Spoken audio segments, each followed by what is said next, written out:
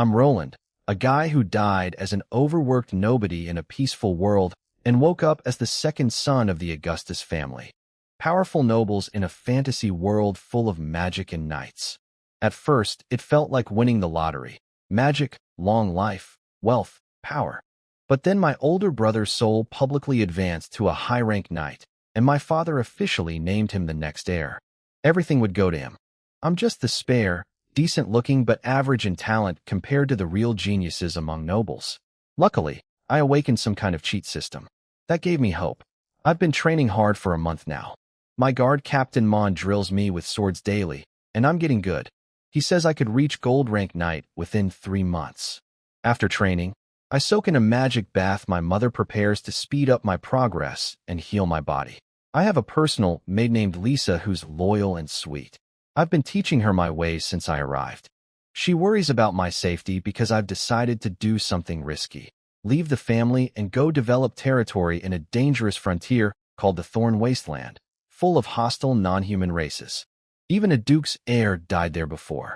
I could stay home safe as an honorary noble, but that's a dead end for me. Today is my coming-of-age ceremony. At 18, every noble child must choose in front of witnesses a sword, meaning you go to the frontier to earn glory, or a civilization staff, meaning you stay and take whatever role the family gives you. Everyone expects me to pick the staff since I haven't even reached gold rank yet. But I have my system, and I have a plan. I knelt before my parents, looked at both choices, and felt ready. I grabbed the golden sword with my family crest without hesitation and declared my choice. I'm going to the Starry Highlands in the Thorn Wasteland to build my own territory.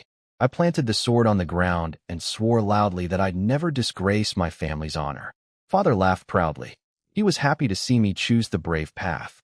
Apparently, if I'd stayed home, family rules would have limited my future anyway. And our family is no joke. We're eternal counts of the Storm Kingdom, descended from one of the 7 grand electors of the old Holy Alliance Empire. Father himself is a peak domain rank powerhouse, and my grandfather recently broke through to legendary rank. Mother got a little emotional. She straightened my collar and told me the family would always have my back, but begged me to put my safety first.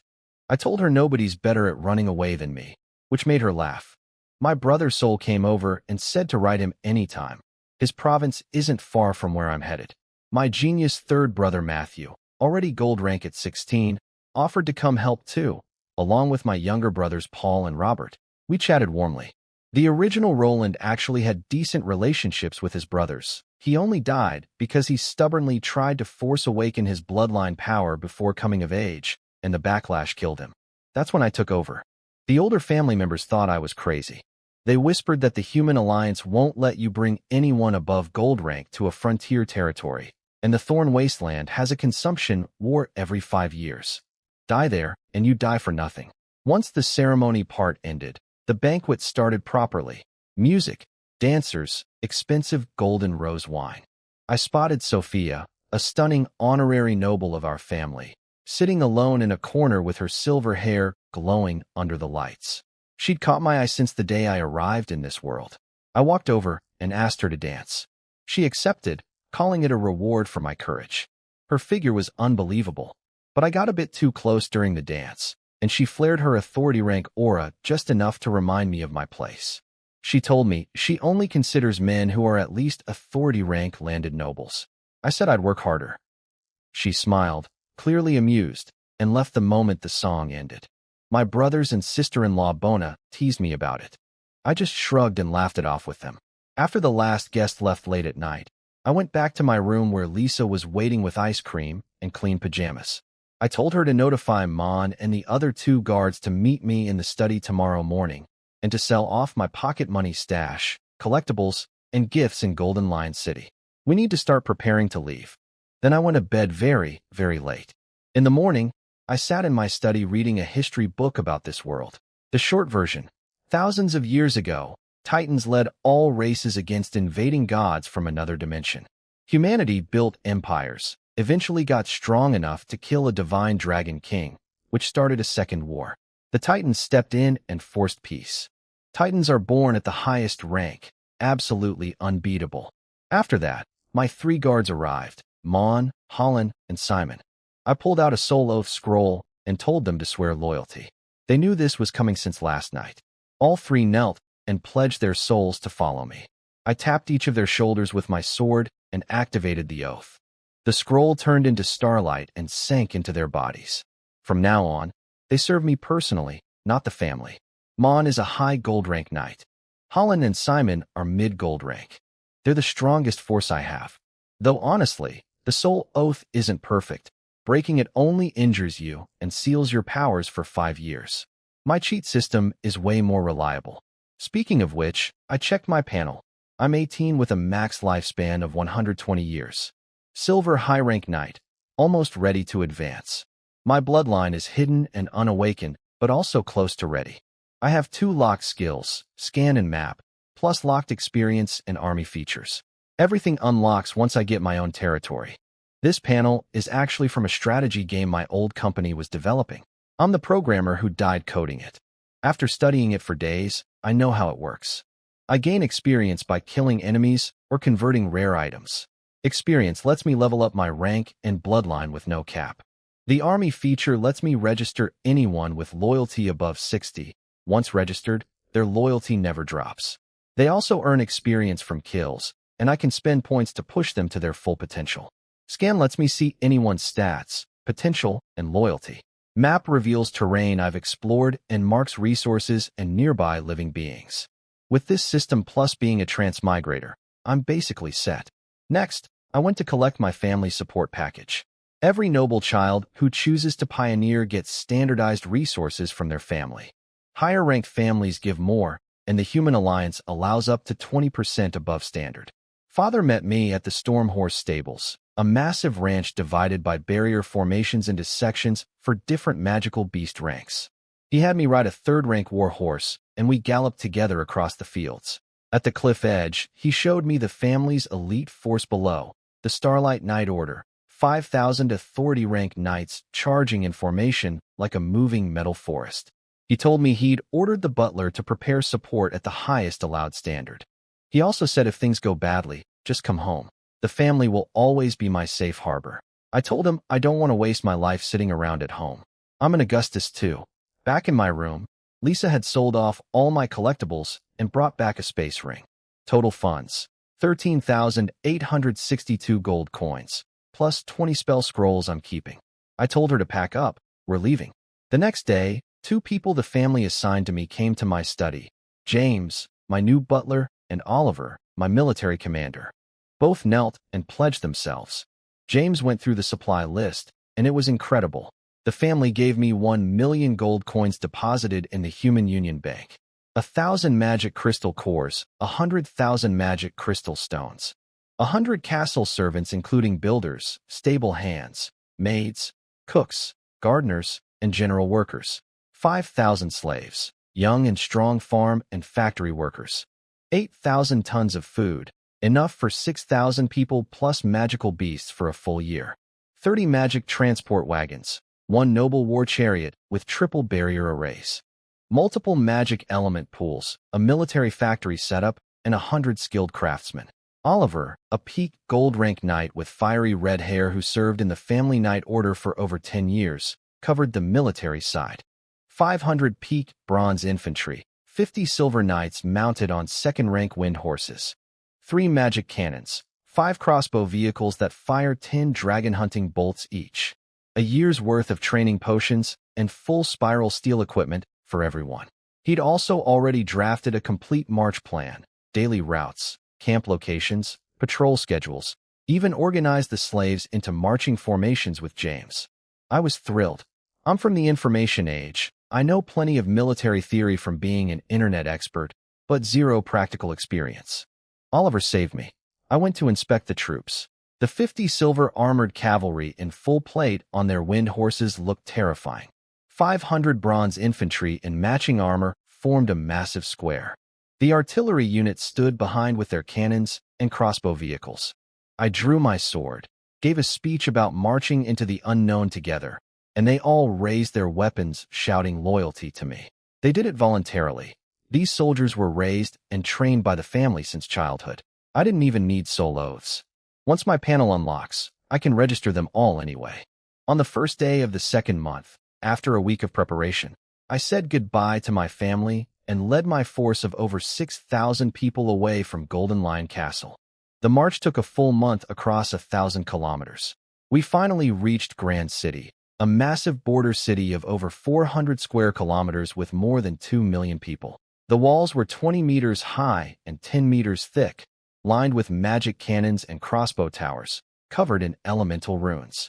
A mage tower in the city center shot light into the sky, and huge factory chimneys poured out smoke that mixed with colorful magical light. I split the group. Oliver stayed outside with the main force to camp, while I took James, my guards, and the Silver Cavalry into the city. The gate soldiers recognized my family crest immediately and cleared the way. A squad captain named Moore greeted us and offered to lead us to a noble estate inside the city. I told James to tip him 2 gold coins. As we rolled through, I noticed Moore sending a soldier off with a quiet message, telling someone called Steward Barren that the Augustus family's pioneer team had arrived. We arrived at the noble estate, a nice place with gardens, a lawn, and a small artificial lake. I told the estate manager Edmund to settle my people and prepare food, then sent James out to investigate local prices for grain, weapons, and slaves, plus the latest news about the ash mineral wilds. While relaxing, I practiced meditation. The original Roland's mage talent was rated low by the family, worthless compared to his legendary knight bloodline.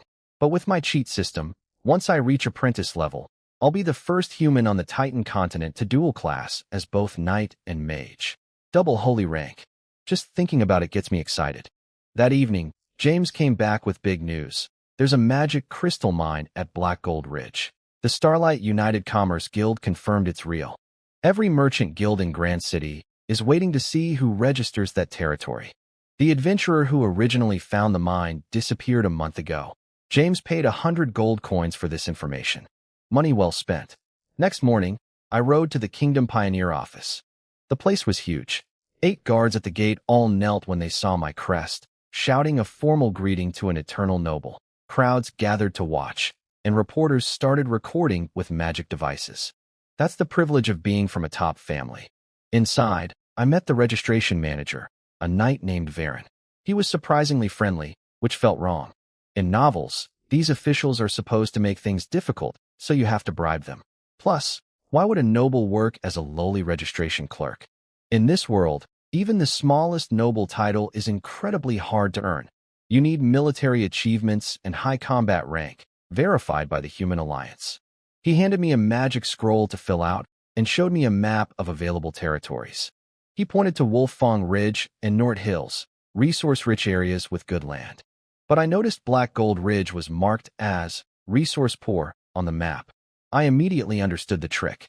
Someone falsified the records to keep people away from the mine. I played dumb and asked about rumors of a magic crystal mine discovery. Barren laughed it off, saying it was baseless gossip. If such a mine existed, big nobles would have claimed it long ago.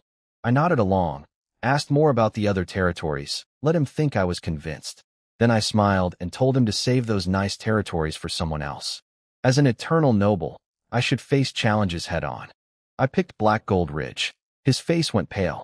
He tried to talk me out of it, warning me it was resource-poor and near Hyena Man tribal territory. I didn't budge. I wrote Black Gold Ridge on the scroll, and the moment I finished, it turned into starlight and flew through the wall toward the Mage Tower to be transmitted to the capital. Barren told me I was being reckless. I stared him down and told him the Augustus name isn't just for show. I'll see for myself how poor Black Gold Ridge really is. Then I walked out with my guards, leaving him standing there looking sick. What I didn't know was that right after I left the registration office, Barren went straight to the city administrator, a guy named Philip who works for the Spencer Count family.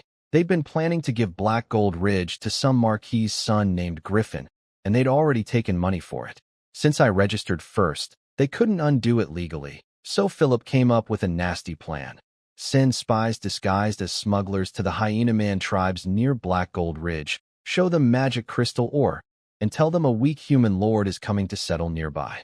The idea is to get the Hyena Men to attack me, wipe me out, and then swoop in to claim the territory afterward. They also ordered their mining company people to pull out and cover their tracks so I wouldn't find the mine quickly. Meanwhile, I was busy shopping. I went to Slave Street, which was nothing like what I'd imagined. It was clean and well-organized, with spacious buildings and proper auction platforms. This world has unique rules about slavery set by the Human Alliance. Nobles have absolute rights. Free citizens' lives and property are protected, and slaves have a guaranteed path to freedom. Either create 10 to 100 times their own value for their master, or marry another slave and raise 4 children to adulthood. Most nobles set the value requirement impossibly high, pushing slaves to pick the child option instead. The result is a constantly growing slave population, which some nobles actually profit from by selling the surplus. I walked into a big slave trading company run by a fat manager named Doug. I told him I wanted 500 mining slaves and 2,000 farm slaves. He tried to overcharge me. 18 gold for miners, 9 for farmers, way above the prices James had found. I started walking out. He chased after me. I threw out my real offer, 10 gold per miner, 5 per farmer. He accepted immediately, which told me I'd still offered too much. I warned him not to give me weak ones. He promised quality and even offered a 1-to-1 male-to-female ratio instead of the usual 2-to-1, knowing that as a frontier lord I'd need population growth. Smart move on his part. He's betting on long-term business. I told him he'd get plenty of future orders. I sent Simon to fetch James and have all the slaves transported to the camp outside the city, then told Oliver we're leaving first thing tomorrow morning. I briefly considered buying some non-human slaves too, but then realized, why pay when I can capture them for free in the frontier? After that, I headed to the Noble District to pick up the grain and gold coins the family deposited for me at the Storm Commerce Guild and the Human Union Bank. I went to the Storm Commerce Guild first to pick up the grain my family stored there. The place was incredible, royal-owned, covered in magic crystal lights, full of gleaming magic machines. The manager Leon had everything ready, and I arranged for Holland to guide the delivery to our camp. Then I asked to see farming and mining machines. Leon excitedly showed me a top-of-the-line all-in-one farming machine from the Etheria Empire, plows, plants, and harvests, handles 180 acres a day with just 2 workers. I asked the price. 50,000 gold coins. That's enough to buy a small town. A regular free citizen earns about 6 gold a year. That machine costs over 8,000 years of wages. I told him to show me something reasonable. He brought out 2 models made by Princess Elizabeth's company, a Type 1 plow machine for 500 gold and a Type 3 harvester for 800. I countered with 300 and 500. He nearly lost it. After some back and forth, we settled on 400 per plow and 600 per harvester. I ordered 20 of each to be delivered with the grain. After the shopping was done, I finally had some free time. I told Lisa to guard my door and to start calling me Master instead of Young Master, since we're no longer at the family estate. Then I sat down to practice meditation, trying to awaken mage abilities. In this world, once you awaken a knight's heart and form a battle energy seed, the mage path is supposed to be permanently closed. But I figured my cheat system might let me break that rule in dual class. I was wrong. I'd been trying for over a month now. I entered the meditation state, drifted in darkness, and saw countless elemental particles flickering around me.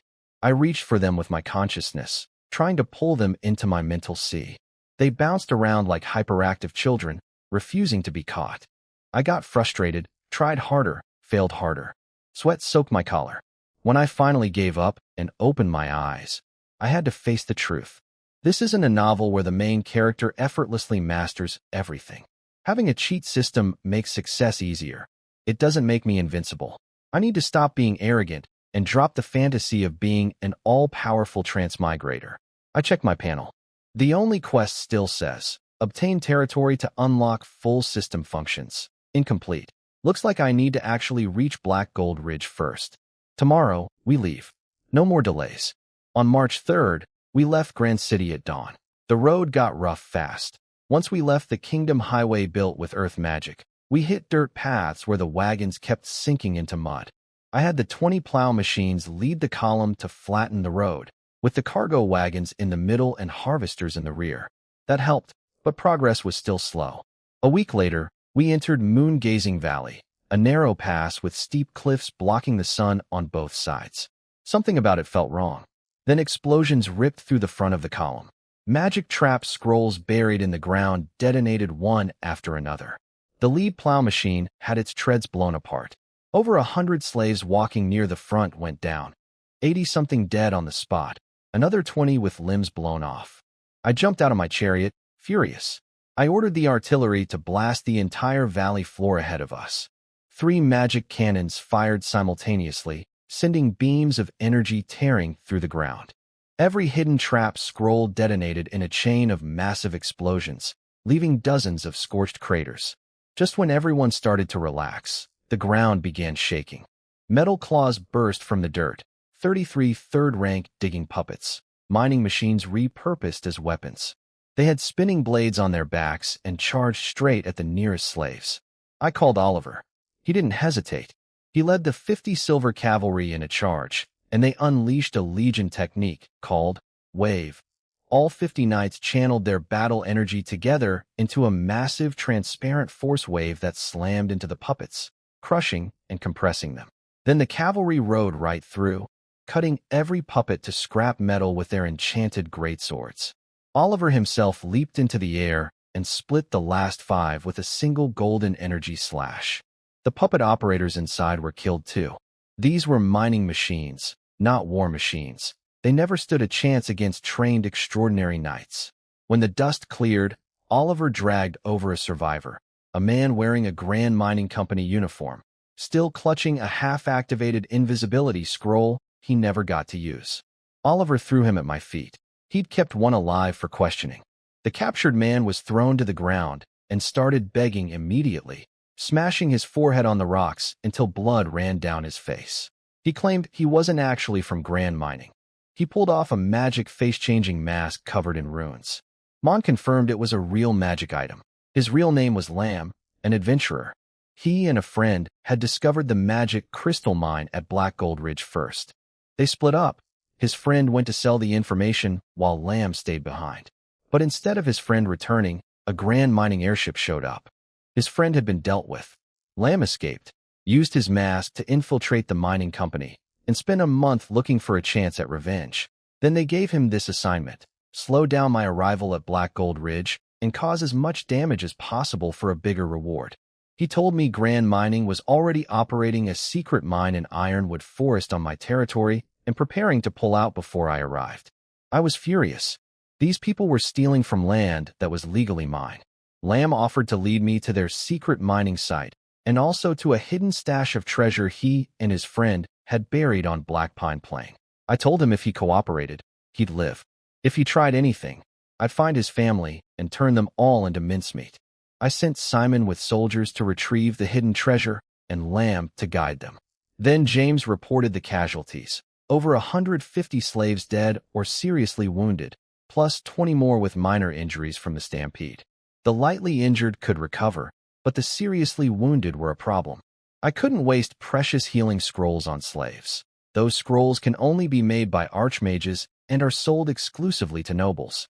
I told James to handle it. He understood without me spelling it out. I had to remind myself that in this world, slaves are property, not fully recognized as people. If I've crossed over into this reality, I need to play by its rules. And the ones truly responsible for these deaths are the bastards at Grand Mining. My hatred for them only deepened.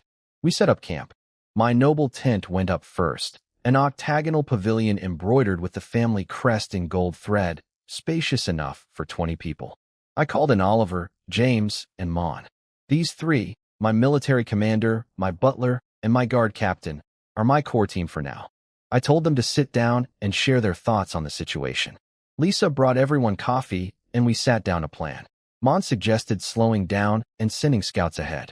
Oliver disagreed. If the enemy had more tricks, they'd have used them all at once during the ambush. The mining company's operation can't be that big since they were trying to stay hidden. He was more worried about hostile pioneer lords in the area. James, surprisingly angry, wanted to catch every thief and hang them, then file a complaint with the kingdom's pioneer department. I made my decision. Oliver would prepare the troops for marching. Tonight, I'd ride ahead with the 50 silver cavalry, Oliver, Holland, and Simon to hit Ironwood Forest and deal with Grand Mining personally. James was worried about my safety, But I reminded him I'm a high silver knight with a stack of magic scrolls, scrolls that only nobles can buy, and every one of them is powerful. He calmed down after that. I left Mon in charge of protecting the main column with the infantry. I told him and James to use the magic cannons without hesitation if any pioneer lord caused trouble. After they left, I sat alone doing some mental preparation. I can't be a ranged mage, so it's time to pick up the sword and fight on horseback. I've always known this day would come. I'm nervous, but more than that, I'm resolved. On this continent, only strength protects what's yours. Lisa was worried. I held her and promised I'd come back safe. That evening, Simon returned from recovering Lamb's hidden stash, over 30,000 gold coins worth of wealth, including 15,000 in actual gold and the rest in salt, sugar, iron, and other supplies. Not bad at all. Then I had a devious idea. Lamb has been roaming these wilds for years and knows the terrain and local powers. I could use him not just as a guide, but have him lead soldiers disguised as bandits to raid merchant caravans and rival pioneers. Whatever Lamb steals has nothing to do with me, right? I caught myself laughing out loud and noticed Simon staring at me confused. I quickly composed myself. I'm still getting used to being a lord. Underneath, I'm still the same restless office worker who died at his desk. At midnight, I rode out with Oliver, Holland, Simon, and all 50 silver cavalry. Without the slow caravan dragging us down, the war horses were unbelievably fast. We covered in 1 hour what took the full column a week. We reached the Verdant River, the natural border between territories. On the other side lay Black Gold Ridge, my land, the foundation of everything I'll build in this world. Oliver told me Ironwood Forest was just past the river. I gave the order to cross. The massive war horses swam the 20-meter-wide river easily and climbed onto the far bank. The instant my feet touched Black Gold Ridge soil, my panel appeared on its own. The quest status changed to complete, my cheat system fully activated. I pulled up my panel the moment it unlocked. Everything was live now: skills, map, army roster, all of it. The Army tab showed 736 people eligible for registration. I added them all at once and started checking individual stats. Lisa has no combat class, but has potential to reach rank 5, with 95 loyalty. James is a mid-bronze knight with rank 5 potential, loyalty 90. Mon, my guard captain, is a high gold knight with rank 7 potential. Holland, Simon, and Oliver all have rank 7 potential too. Every core member is above 90 loyalty. That means die-hard devotion. All soldiers are above 80, which the system classifies as deeply loyal and nearly impossible to turn traitor. Once registered, loyalty never drops. The minimap appeared in the upper right of my vision. It automatically records terrain within 1 kilometer, and the range grows as I get stronger. I show up as a gold dot. My loyal people appear as blue dots. The darker the blue, the higher the loyalty. 1 green dot stood out. That was Lamb, loyalty under 60, but no hostile intent. I called him over. He crawled to me and kissed my boots. I asked if he hated me for taking everything he had. He said no. He blamed Grand Mining for lying to him. They told him I was just some ordinary pioneer noble, not the son of an eternal count family. If he'd known, he would have fled with his mask long ago. That moment taught me something real about how deeply the great noble families dominate this world. Even after I robbed him, he genuinely didn't dare resent me. I offered him a place under me. He swore a soul oath without hesitation, going from prisoner to sworn follower in an instant. His dot turned light blue on my map. I scanned him. Loyalty 63, high bronze rank, potential to reach rank 5.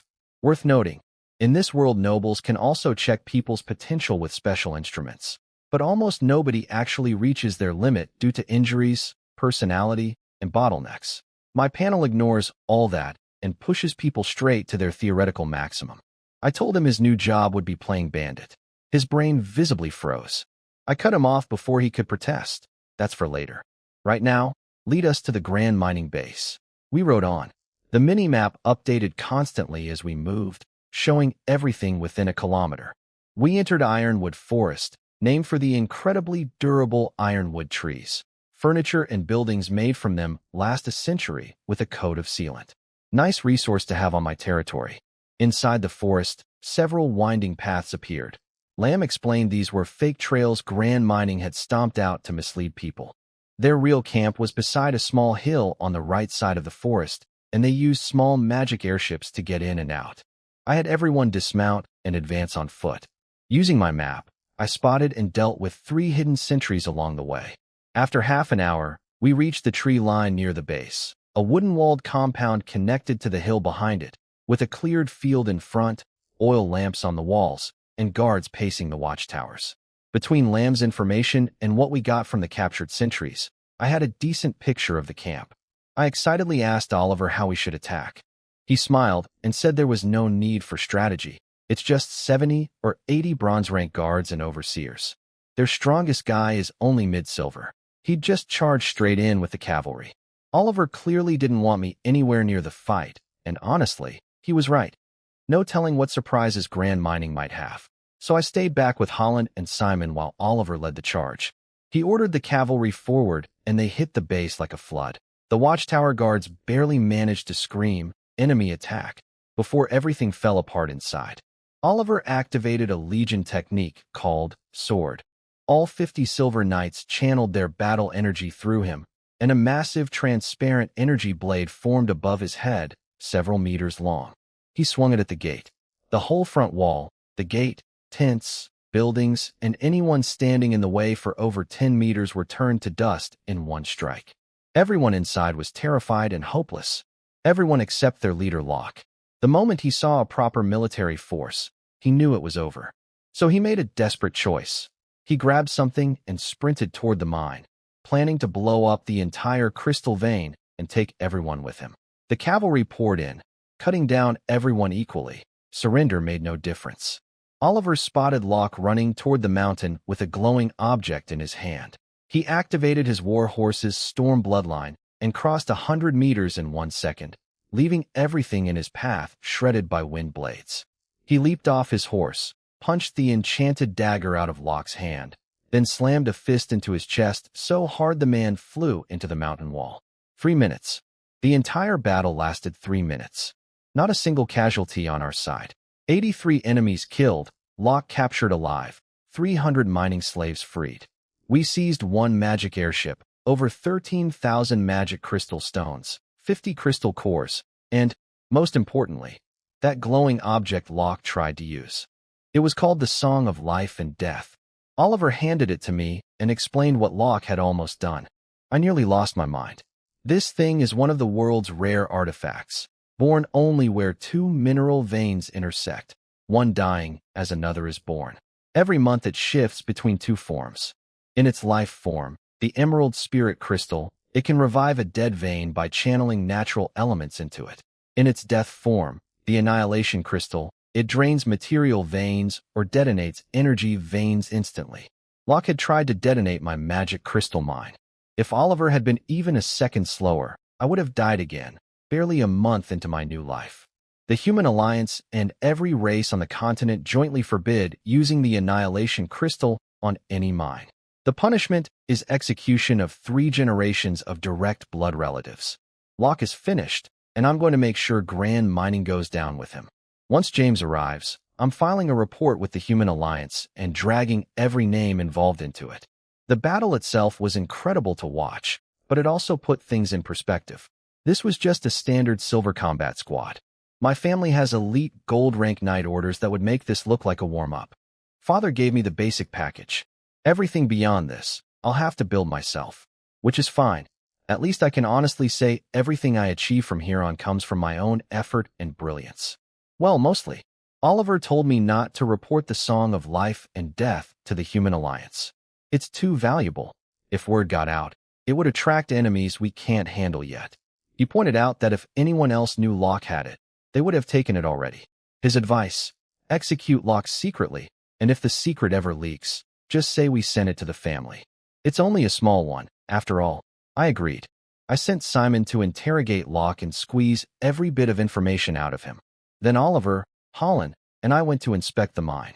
The entrance was a wide tunnel leading underground to a massive platform over 3,000 square meters. The captured 300 mining slaves were huddled together, shaking with fear. I told Holland to let them rest and give them a few days off. I'm a kind master, after all. I also planned to scan every one of them later to check for hidden talent. Below the platform, the mine was enormous. 3 tunnels branching out deep underground, full of mining equipment. I couldn't help but feel furious at how much grand mining had stolen from what's now my land. I told Oliver to send word to the family so Locke's relatives could be sent down to reunite with him. Oliver agreed. Every thief deserved the noose. I collected the stored crystal stones and cores from the warehouse, then settled into the captured magic airship for the night. When I opened my panel, experience points had been logged from the battle. Each bronze kill was worth 10 points. Oliver had killed 31 enemies and earned 310 points. Legion technique kills were split by contribution, fair enough. But my whole squad is silver rank, and killing bronze enemies gives barely anything. I'd need forever to level up this way. Then I looked at the Song of Life and Death still in my hand. My panel's experience counter had been flickering since I first touched it, giving me a clear feeling. I could absorb it. I'd hidden my reaction from Oliver earlier. The panel is my biggest secret, and nobody can ever know. Alone now, I confirmed the absorption. The crystal cycled between gray-white and emerald-green light for a full 30 minutes before crumbling to dust. I opened the panel. 200,000 experience points. Part of me was annoyed it wasn't more, but realistically, converting a magical artifact that operates on rules of life and death was bound to have losses. The plus signs appeared next to my knight rank and bloodline stats. My bloodline was at 73 out of 100. I tapped it 27 times, spending 2,700 experience to max it out. The pain hit instantly. I dropped to one knee. My blood started boiling. Starlight erupted from my heart, and elemental energy from 10 meters around rushed into me. The commotion alerted the whole camp. Oliver, Roland, and Simon ran to the airship. Simon, normally the quiet one, remarked that awakening a bloodline before reaching gold at 18 years old was genuinely impressive. Oliver ordered the soldiers into patrol formation to guard me and keep everyone away. Inside, the bloodline power of the Augustus Grand Archduke, a legendary rank lineage, surged through me, merging with the battle energy seed in my heart. After one final growl, it settled down. Only when I'm alone do I let my real personality show, the goofy, dramatic side. In front of my people, I have to be the calm, reliable, dignified noble son. That's what the family drilled into me. But alone in that room, I was striking poses and giving my panel dramatic speeches before tapping the upgrade button. The panel's revenge was making the awakening hurt like hell. The bloodline awakening was brutal, but once the pain passed, everything changed. My battle energy seed doubled in quality. Every muscle felt supercharged, like I could punch through anything. I grew 5 centimeters taller, now 188, and my body went from lean to powerfully built. Oliver, Roland, and Simon congratulated me from outside the door, and the cavalry started cheering. I told them to hold the celebration. I could feel the gold rank barrier loosening thanks to the awakening, and I wanted to push through right away.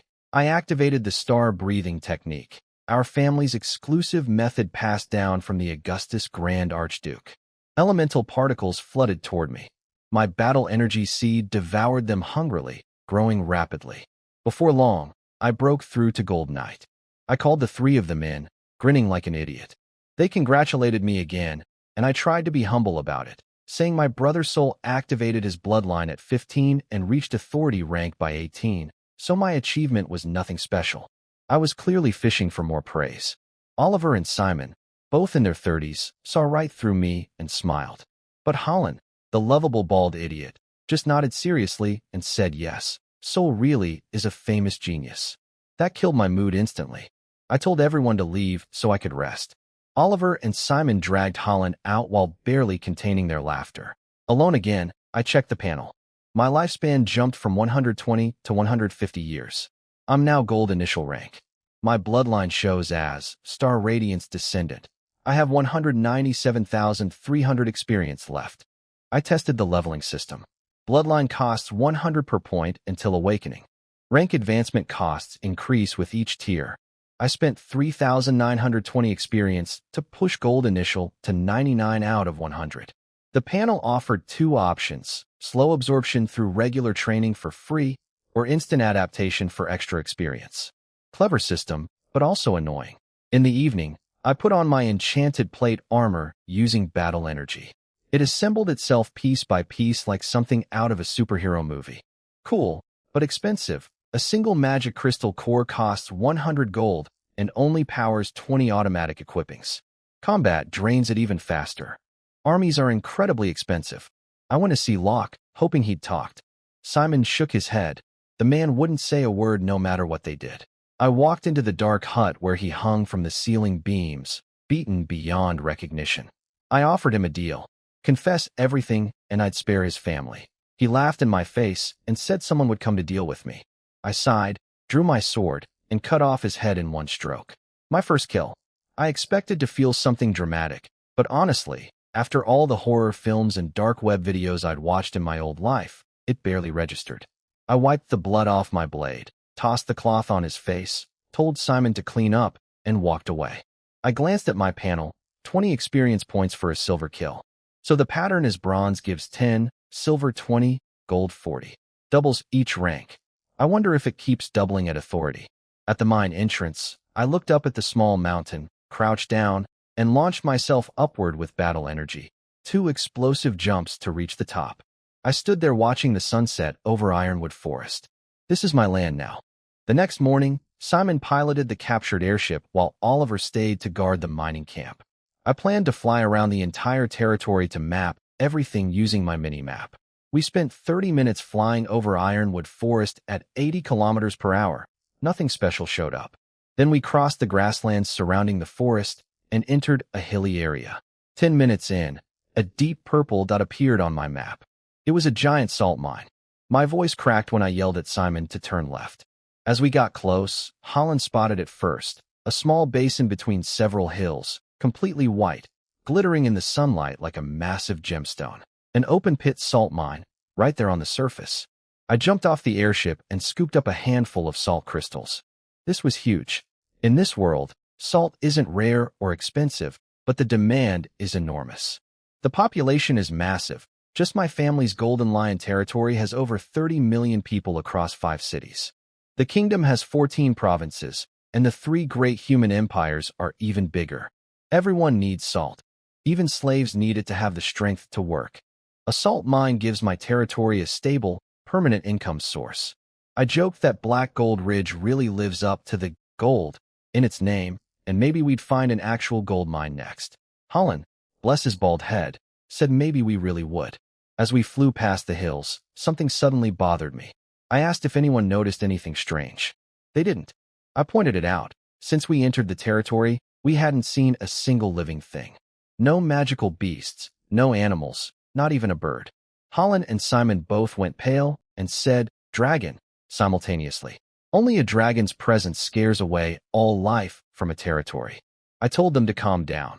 If there was a dragon, Locke's mining crew would have been eaten long ago. Simon sheepishly asked what I thought it was. I told them to finish the circuit and I'd have the answer. We flew over a massive plain for 3 hours until we reached the Black Gold Ridge mountain range. I pointed at a specific peak and told them to fly there. At the base of the mountain was an abandoned mine entrance with a ruined camp. Simon recognized it, a depleted mine from the Wilderness Court, the old governing body. This was the answer. The Song of Life and Death had been here. In its death form, it had drained this original mine and killed all life in the area, just like a dragon would. Locke must have found the artifact right here. We went inside. The tunnel was narrow, damp, and silent. At the deepest point, I saw it. The mine vein wasn't just here. It extended all the way to Ironwood Forest. The magic crystal deposit was one continuous vein running across the territory. That's when I finally understood Barren's whole scheme. He marked Black Gold Ridge as resource poor, then sold the crystal mine information to the highest bidder. After someone claimed the territory, he proposed leasing a section of Ironwood Forest and secretly mine the crystals from the far end where the new lord wouldn't think to look. These people really knew what they were doing. I almost had to admire how clever the scam was. We flew back to the Ironwood Forest base. Over the next few days, I focused on adapting to my new strength and learned the family's combat technique, Starlight Swordsmanship. In our family, young members only get basic training until they reach gold rank. Gold is where real extraordinary power begins. Once I got the basics down, I used the panel to instantly max out the first tier to perfect mastery. It only cost 300 experience. The Starlight Swordsmanship is a 5-tier legendary technique. The first tier includes projecting battle energy outward, close combat skills, and a killing move called Starlight Slash. I challenged Simon to a spar. He's a mid-gold knight, a proper test. He came at me hard, stomping the ground so hard it cracked, then appearing in front of me like a ghost. His first strike sent me sliding back several meters. But I didn't panic. I activated my battle energy and fought back, gradually adapting to his rhythm. My sword moves got smoother and stronger. Eventually, I combined the perfected technique with my bloodline power and blasted him away with Starlight Slash. Simon gracefully admitted defeat. I tried to be humble about it, but couldn't help laughing. I'd just beaten a mid-gold knight as a fresh gold initial. Oliver and Holland laughed with me. Simon pointed out that at my age, I'd surpass them all soon, which motivated the three of them to train harder. I smiled and promised I'd prepare elemental hearts for each of them when the time came, so they could break through to the next rank. Then the main column finally arrived at Ironwood Forest. Mon and James had brought everyone safely, no incidents along the way. The Augustus name kept any troublesome pioneer lords from interfering. I told them to camp for a day before moving to the Central Plains. I went to the noble chariot where Lisa threw herself into my arms crying. She'd missed me terribly and begged me never to leave her behind again. I kissed her face and promised. Then I told her I'd awakened my bloodline and broken through. She turned bright red, understanding what that meant. I carried her to my tent and kept the promise I'd made back at the castle. As a gold knight, I need less sleep now. I woke before dawn feeling great. I decided Lisa should start practicing a breathing technique. Once I accumulate enough shared experience, I'll level her up immediately. Her loyalty had hit 100 on my panel. She'd given me everything. Looking at all of it, the territory, the army, the loyal followers, and someone who'd die for me without hesitation. The lonely, drifting soul of a former office worker finally felt settled. I got dressed, stepped outside, and found James already waiting.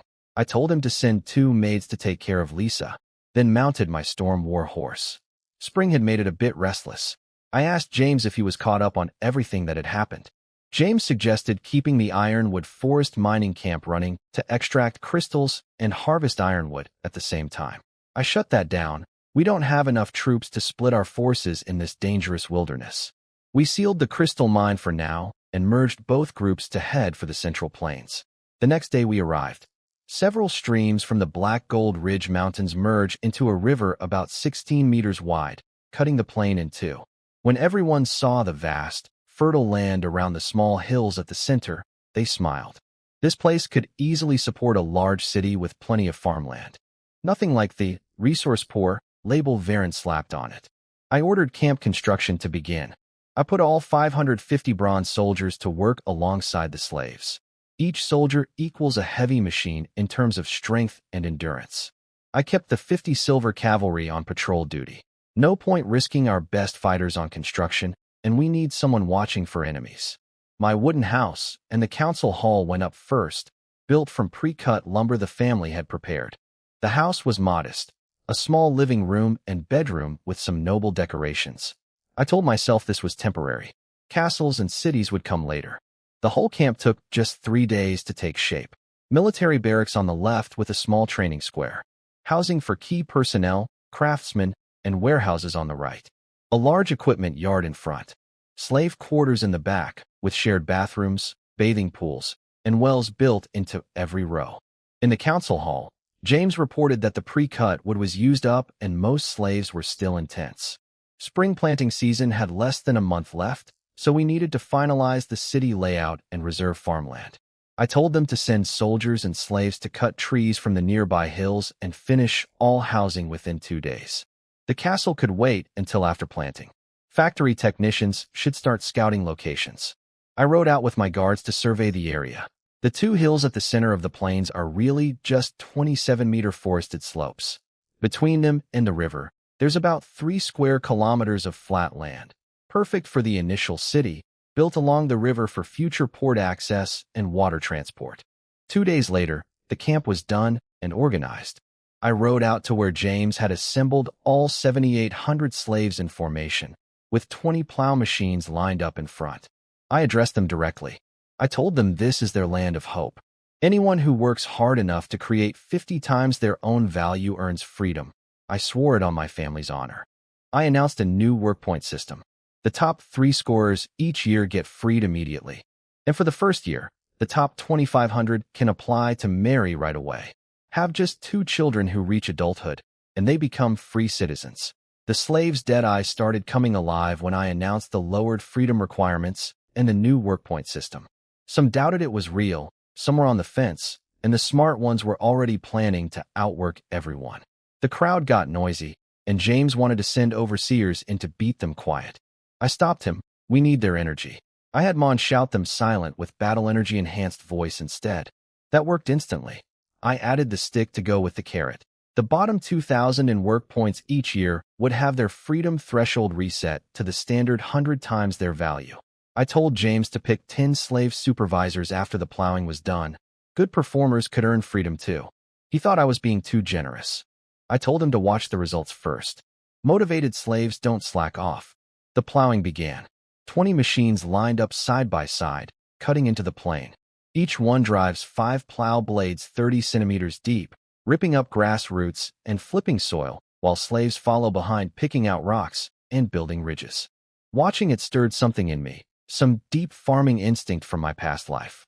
I asked James how much land we could plow before spring planting ends. He did the math. 21 days left, minus 5 for seed soaking, land leveling, and sowing, leaves 16 working days. Each machine does 50 acres per day, so 20 machines means 1,000 acres daily, 16,000 total. I improved on that immediately. 2 shifts, 12 hours each. Machines run nonstop. Farm slaves lead, mining and factory slaves assist. Outstanding performers get promoted to supervisor. James's eyes lit up. That doubles output to 32,000 acres. He called me a genius. I just smiled. This world's efficiency is embarrassingly low. Even basic ideas from my old world can multiply productivity here. And their magic machines are absurdly cheap to run. 1 magic crystal stone worth a single gold coin powers a plow machine for an entire month of continuous operation. And these machines need 0 maintenance for their entire 10-year lifespan. We had enough seeds. The family bought wheat seed for 50,000 acres and magic wheat seed for 3,000 acres. Magic wheat is special. Food made from it extends your lifespan, prevents disease, and lets you live healthy until your natural limit. Only nobles and wealthy merchants can afford it. Each acre only holds 10 plants. It takes a full 12 months through all 4 seasons to mature, and each plant produces just 5 pounds of fruit. 3,000 acres gives me only 75 tons total. But it's incredibly valuable. I rewarded James by telling him he could eat magic wheat food daily from now on. He dropped to 1 knee on the spot, practically shouting his loyalty. His panel score jumped to 95. Magic wheat food is the kind of perk that money can't easily buy. Of course it worked. After that, I rode to the unnamed river running through the territory. Time to name it. I almost called it Roland River, but caught myself before embarrassing myself. I asked my guards for suggestions. Holland scratched his bald head uselessly. Simon looked confused. Mon, the sharpest of the 3, suggested Golden Luo River, combining Black Gold Ridge with my name. I praised him warmly and quietly buried my original idea. Close call. I sent Holland to check the river for fish. My map already showed them returning. With the song of life and death gone, wildlife was coming back to the territory. Holland jumped straight into the river in full armor like the lovable idiot he is. He came back with 2 half-meter-long fish. I declared them black gold fish, a territory specialty. The 3 guards immediately agreed, even though the fish already had a real name. Classic Emperor says it's a deer so it's a deer situation. We all burst out laughing. We grilled one with just salt. It was incredible, firm, tender, no fishy smell at all, and eating it sent a warm energy flowing through my body. Simon confirmed that regular people who eat these fish get physically stronger. Mon suggested we block the connection to the verdant river so the fish breed exclusively in our waters, the newly named Golden Luo River. Smart idea, but it meant we'd need boats eventually, which meant another trip to Grand City. We don't have the people to build ships yet. Back at my cabin, I trained with my breathing technique. At this rate, It'll take about 20 days total to fully absorb and adapt to the gold initial rank I'm maxed through the panel. The bigger headache isn't getting stronger. It's explaining how I'm getting stronger so fast. This body's original talent was average. If I suddenly advance like a genius, people will get suspicious. This world has gods, but they're not faith-based. They're just the divine rank emperors. I can't even fake being chosen by a god. If my panel secret leaks, the Human Alliance would probably kidnap me for research. I've had nightmares about being dissected. My plan is to fabricate some frontier encounters with rare treasures to explain my progress. Within the territory, my people won't question it. They'll fill in the blanks themselves. And being the direct bloodline of an eternal count who happened to find some lucky opportunities? Not unreasonable. Just slightly better than my brother Soul. That's believable. I visited the military camp and watched Oliver drill the bronze infantry. 500 soldiers in tight formation. 3 steps forward, war cry on each step, then launch their spears with battle energy. Every single spear hit the target circle perfectly. Impressive discipline. I told Oliver I'd be heading to Grand City soon and leaving the territory in his care. Then I called over Hans, the artillery captain, and told him to come pick one of the 5 advanced breathing techniques I brought from the family, one to teach his gunners. His face lit up, and he dropped to one knee. His loyalty shot to 90 on my panel. Previously, the artillery unit only had mid-grade techniques since they came from the family's basic training camp. Now the entire military has access to advanced methods. The infantry already practiced the same advanced technique as the family's main knight order, capable of reaching the elemental rank. Breathing techniques in this world are ranked: beginner, intermediate, advanced, supreme, domain, legendary, and divine. After 2 days of writing, I finally finished the work point system for the territory. Lisa peeked over my shoulder curiously, and I called James in to review it. Land plowing was going well. The 2-shift system had already reached 6,000 acres in just 2 days. James warned me to be careful when I go back to Grand City, since Barren's people won't give up easily. I laughed it off. Those clowns had already given me a mining operation as a gift. I'm hoping they send more presents. I handed James the written system. He read every page carefully, then got genuinely excited, calling me a genius at slave management. I shamelessly took the credit. The inspiration was really just basic labor management from my old world, but they don't need to know that. James reported on potential slave supervisors. 6 stood out as hard workers who also reported slackers. 2 named Iron Fork and Haystack were the best. They'd exposed a group led by someone called Cesspit who'd organized a lazy clique. I freed all 6 on the spot as a reward, though they still owe 50 times their value in work. As for Cesspit, I ordered him executed publicly that night. Organizing resistance groups is not something I'll tolerate. That evening, we held a gathering. Plowing machines circled the crowd with their lights blazing. Silver cavalry patrolled on warhorses. Bronze infantry stood guard with spears. All slaves from both shifts assembled. Cesspit hung from a post on the stage, mouth gagged. The 6 newly freed slaves stood beside him, smiling. James announced the work point system to everyone. The basics: 12 hours of work earns 1 point per day. 365 points per year equals 1 times their own value. Under the old rules, they'd need 50 years to earn freedom. Under my system, they can volunteer for 2 extra hours daily, earning 60 bonus points per year. Plus, anyone hitting their yearly target gets a 6-month reduction. That brings the total down to about 34 years. Additional benefits: freed slaves who earned it through work points get a free beginner breathing technique. Those who choose the child-raising path, 2 children raised to adulthood, still get freedom but no breathing technique. In their final year, any extra points convert to silver coins. The territory provides free housing for life. The slaves wept with joy. They started shouting praise, calling me merciful, saying there was finally hope. Across the entire continent, no lord offers terms this good. But did I lose anything? Not at all. A motivated slave working with hope produces far more than a desperate one who's given up. Through work points, each slave creates over 30 times their value for me. Once freed, they learn breathing techniques, become apprentice-level practitioners, and start paying taxes. The child-raising path is even better for me.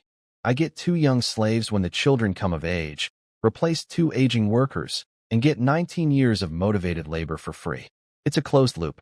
The increased productivity from motivation alone more than covers the reduced requirements. 21st century management applied to a feudal world.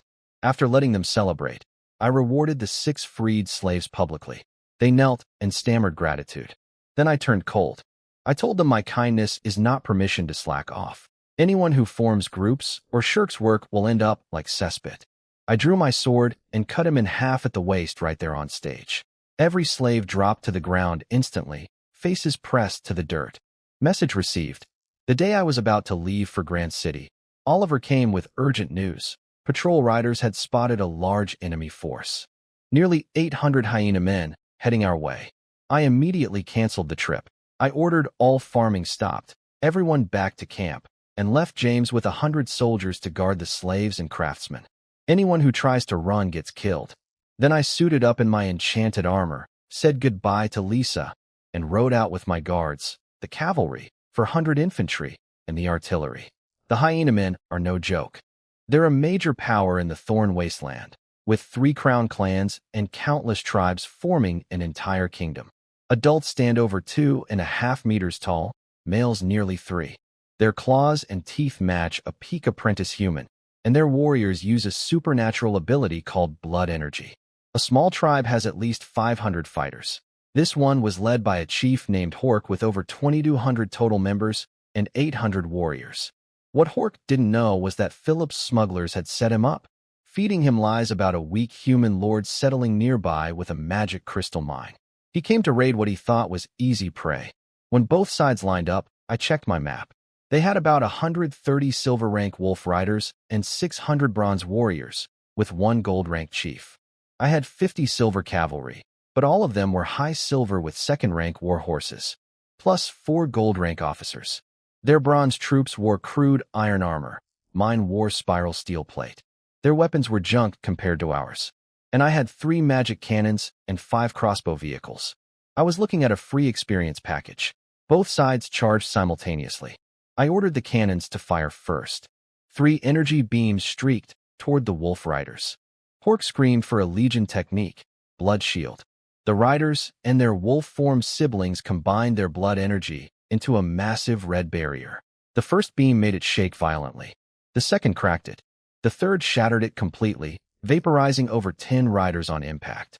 Then the crossbow vehicles fired. 50 bolts ripped through their formation, cutting another 20+ in half. Oliver led the cavalry in using their speed legion technique and smashed into the broken rider formation. Our silver knights completely outclassed theirs in every way. Better weapons, better armor, better mounts, better training. The wolf riders were getting pushed into a corner. Hork sent his 600 infantry charging at my foot soldiers in desperation. I ordered the bronze infantry forward. They threw 2 volleys of javelins before contact. Over 1,000 spears raining down, killing more than 100 hyena men before the lines even met. When they clashed, it was a massacre. Our peaked bronze soldiers in steel plate easily pierced their cheap iron armor, while their crude spears bounced off our steel. The hyena men fell like wheat being cut. Their proud physical strength meant nothing against industrial-grade equipment and trained extraordinary soldiers. I'd told Oliver to hold back during most of the cavalry fight, only killing a few at the start. He didn't understand why, but he followed orders. I wanted the soldiers to accumulate experience kills for my panel. When Hork finally blew the retreat horn after losing 2/3 of his riders, I let Oliver go all out. He formed the giant energy sword and started harvesting the remaining riders. The hyena man infantry broke and ran. I sent Holland and Simon in with the infantry to chase and kill as many as possible. And I sent Mon after the fleeing Chief Hork personally. Once the retreat horn sounded, every hyena man ran for their lives. That's their nature. They fight to the death during battle, but the moment defeat is confirmed, all courage vanishes. Oliver's cavalry wiped out the wolf riders completely, then chased down the fleeing infantry. More than half had already died in the head-on fight, so the rest didn't take long. Soon every hyena man on the field was dead except for their chief Hork, who was still being chased by Mon and the guards. While the soldiers cleaned up, I checked the panel. 52 of my bronze infantry were ready to break through to silver. They'd been stuck at their bottleneck, and the battle experience pushed them over. The family really did send quality troops. I also discovered the panel can heal injuries using experience points, though I decided not to waste any on the 27 light wounds we had. Still, knowing I can heal my soldiers in emergencies is huge. Injuries are one of the biggest causes of army losses. I selected the slow adaptation option for all 52 upgrades. Within days, I'd have 52 new silver warriors. Oliver reported the final numbers: 27 light injuries on our side, all recoverable within a week. We killed 600 warriors, 134 riders, and 7 of the chief's personal guards. Over 500 sets of salvageable armor and weapons collected. I ordered everything hauled back. Once the military factory is built, we'll melt it all down and reforge it. Meanwhile, Mon chased Hork along the Black Gold Ridge Mountains toward Wolf Fong territory. He caught up at the border. Hork tried to fight. He and his wolf mount combined their blood energy for a heavy hammer strike. Mon just smiled, activated his storm horse's bloodline, and cut through the hammer and Hork's neck in one blow. The chief's head hit the ground, still wearing a look of disbelief. Holland and Simon finished the 3 guards, and they all rode back with the body. When I saw them return, I got excited and suggested we go raid Hork's tribe right now. They'd lost all their warriors and would be defenseless. Everyone got fired up, but then the infantry commander Duran pointed out the problem. We killed every single hyena man. No prisoners. We have no idea where the tribe actually is. Wolf Fong territory is enormous and borders the Hyena Man Kingdom's sphere of influence. I looked around at my people and asked why nobody kept any alive. Oliver awkwardly tried to blame Mon's team. Mon's group started to protest.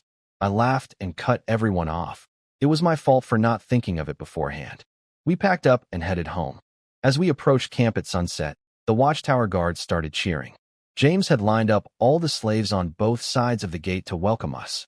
The crowd erupted as we rode in, shouting about my invincibility and glory. I felt a mix of embarrassment, pride, and satisfaction. I hadn't even broken a sweat personally, but the credit was absolutely all mine. Lisa was waiting in the middle of the road with flowers, eyes full of admiration. I pulled her up onto my horse, kissed her, and announced, "Extra food for everyone tonight. Slaves get the night off until midnight, and every slave gets 30 bonus work points." The cheering nearly shook the sky. Then I took Lisa back to the tent to celebrate properly. The morning after the celebration, I woke up early.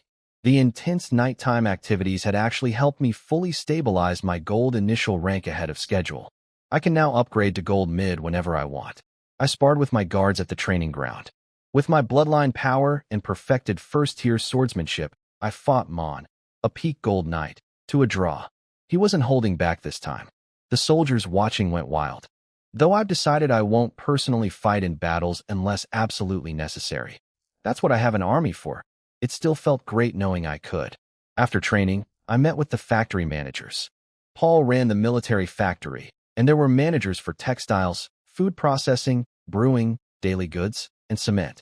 All had loyalty above 80, trained by the family since childhood. I asked about their site surveys. They all looked at John, the cement factory manager, because without cement, none of the other factories can be built.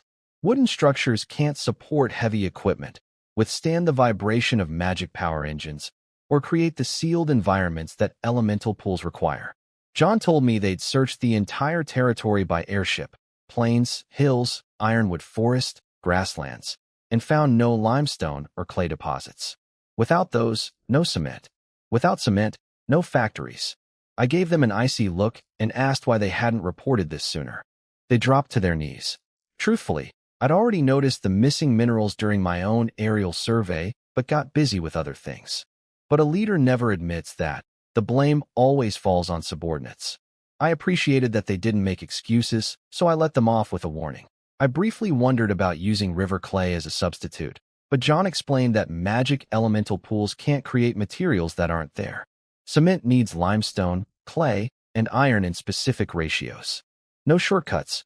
The Black Gold Ridge Mountains might have deposits, but those mountains have magical beasts. If we ran into a flying one, we'd lose the airship. I told them I'd bring back enough cement from Grant City. They should finalize factory locations in the meantime. A few days later, after all 52 infantry had completed their silver breakthroughs, I left the territory with my guards and 20 silver cavalry. Without the massive caravan slowing us down, we were incredibly fast. We crossed the entire territory in 2 hours. Along the way, I passed through the Nort Hills and observed the neighboring pioneer territory in Torrent Valley, run by a Viscount's son named Martin. His land looked decent, slaves were out planting. Then we crossed into Black Pine Plain, the most developed region of the ash mineral wilds, with over 60 pioneer lords and 10 times the land area of Starry Highlands. My region only has 5 lords total. 2 days of fast riding brought me back to Grand City. Same routine. Guards cleared the line at the gate for the noble lord, and I rode straight to the noble estate. The next morning, I headed to Slave Street. Instead of rushing to buy in bulk, I walked the whole street using my scan skill, checking every slave on the auction platforms for hidden potential. Most were unremarkable. I was about to give up when I spotted a platform surrounded by a huge crowd. A mage. On a crowded auction platform, a female mage was being brought out, hands in anti-magic shackles, wearing a runed robe, face covered by a sealing mask. I pushed through the crowd immediately. My knights forced a space open around me. Every noble, merchant house, and company on the street swarmed over. Mages are incredibly rare and valuable in this world. 60% are concentrated in the Etheria Empire alone. The remaining human nations fight over the rest. Mages aren't necessarily stronger than knights one-on-one, but on large battlefields, mage units are devastating. More importantly, any mage who reaches Archmage rank can build elemental pools and create magic machines. They're the foundation of the entire magic industrial age. Every noble and merchant guild desperately wants one. The slave trader Flo, from the Starlight Federation's United Commerce Guild, announced her as Eve, a legal slave approved by the Human Alliance, stripped of her family name, currently at high-rank mage level.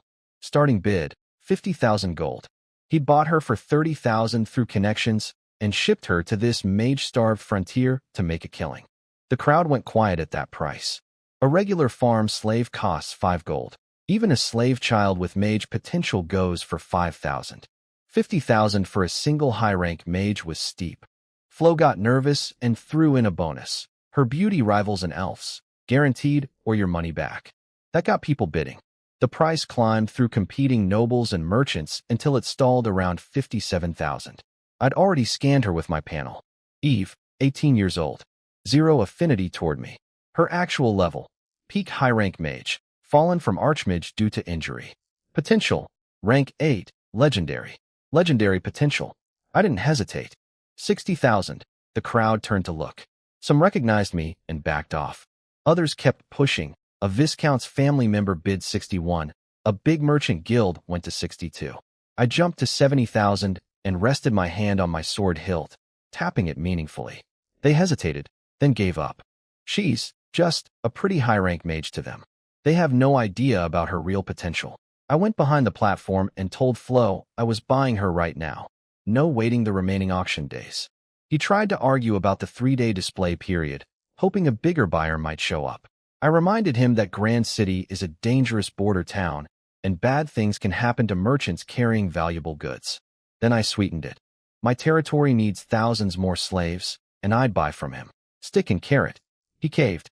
He handed over the high-grade soul enslavement scroll that came with the purchase. It works by writing both the master's and slave's names in blood on the scroll. Once activated, the slave can't resist any command, and the master can kill her instantly at will. Decent, but far inferior to my panel. The scroll can be defied if someone doesn't fear death. My panel locks loyalty permanently. It can only go up, never down.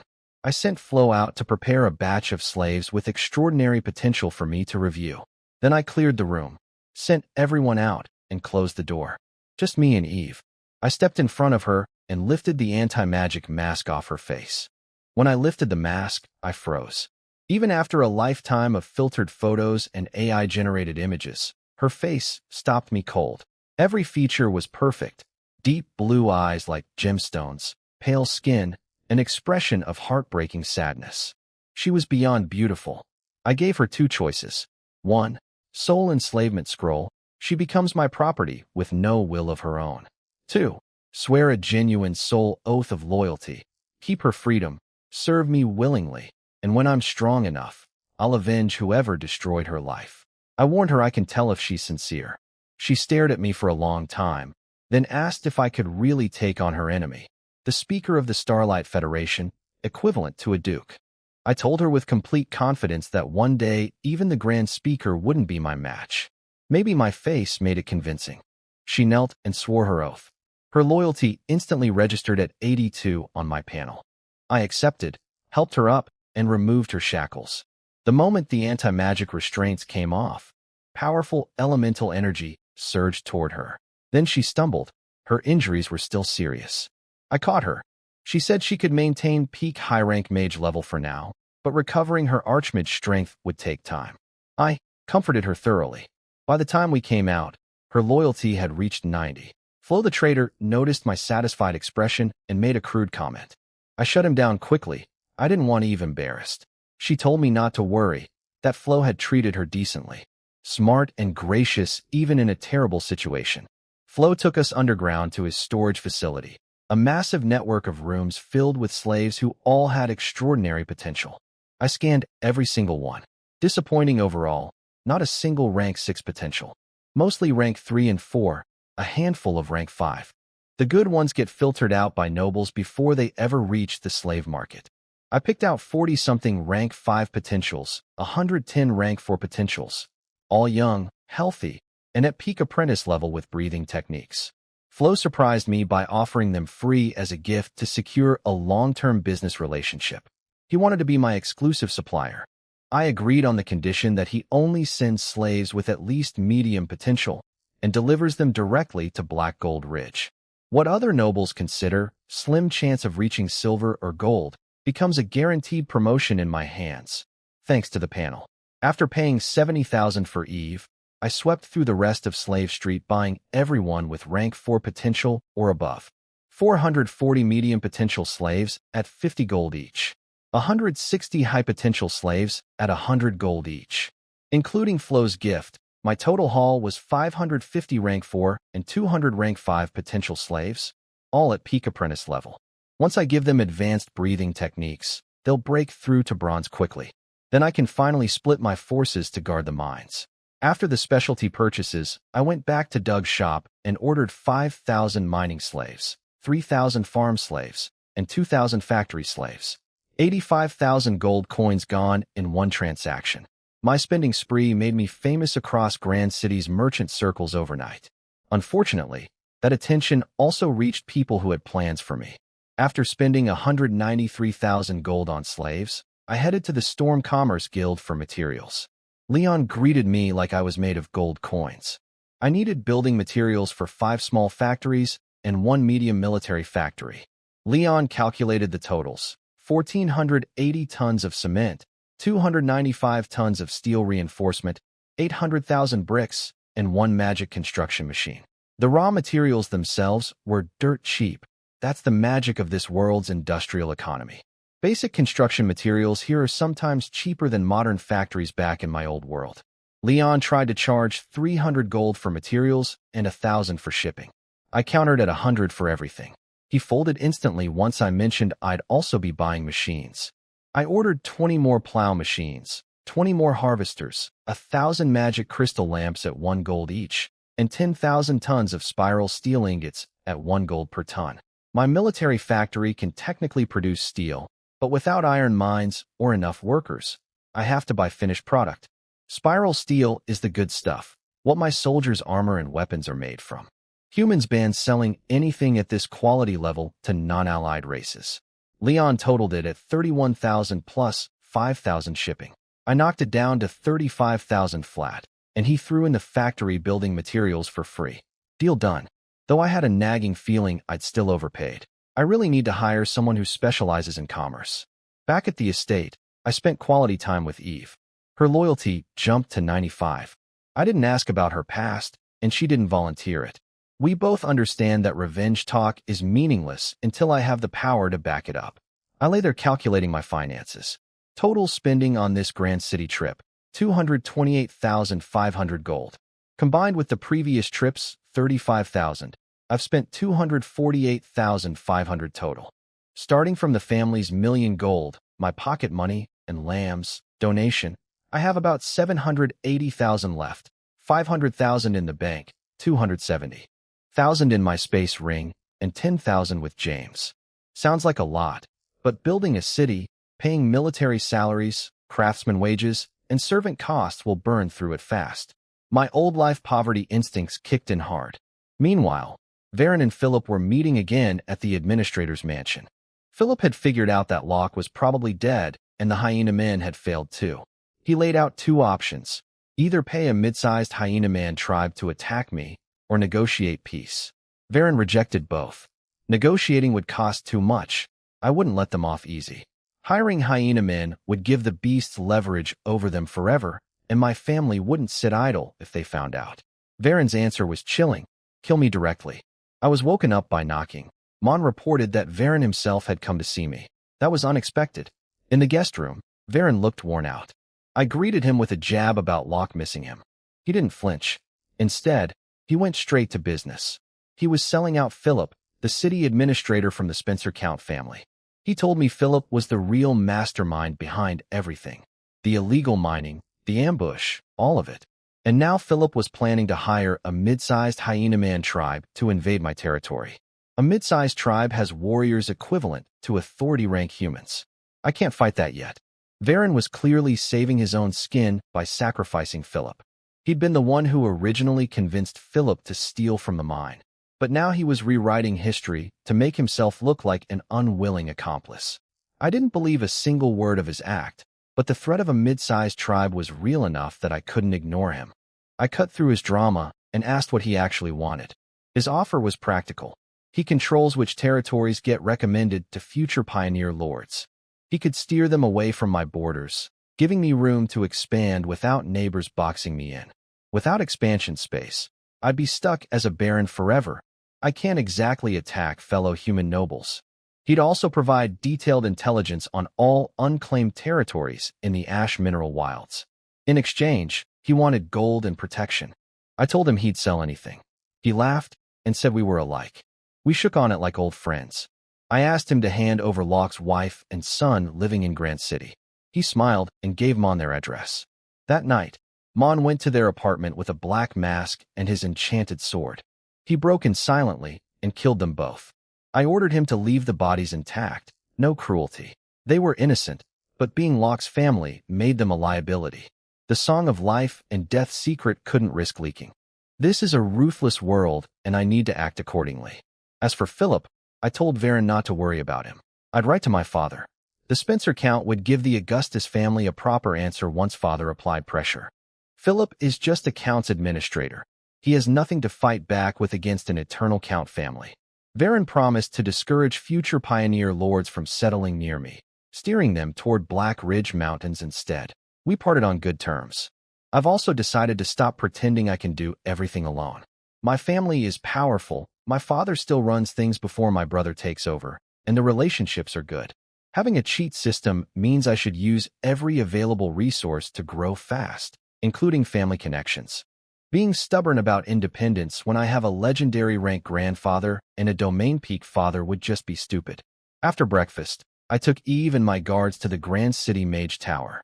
A massive structure hundreds of meters tall, built from fused magic or blocks, covered in runes, with a signal device on top that connects to every mage tower across the human world. The ground floor is a communications center for nobles and wealthy citizens. I told Eve I'd build her own mage tower someday. She's been opening up since we got close, playful, teasing, calling me big brother, and whispering in my ear to make me flustered. I told her to behave and let everyone inside. I paid 50 gold for a video call room. The setup was like a futuristic version of my old world's video conferencing. A crystal panel on the armrest to input coordinates, a magic glass screen across from the sofa.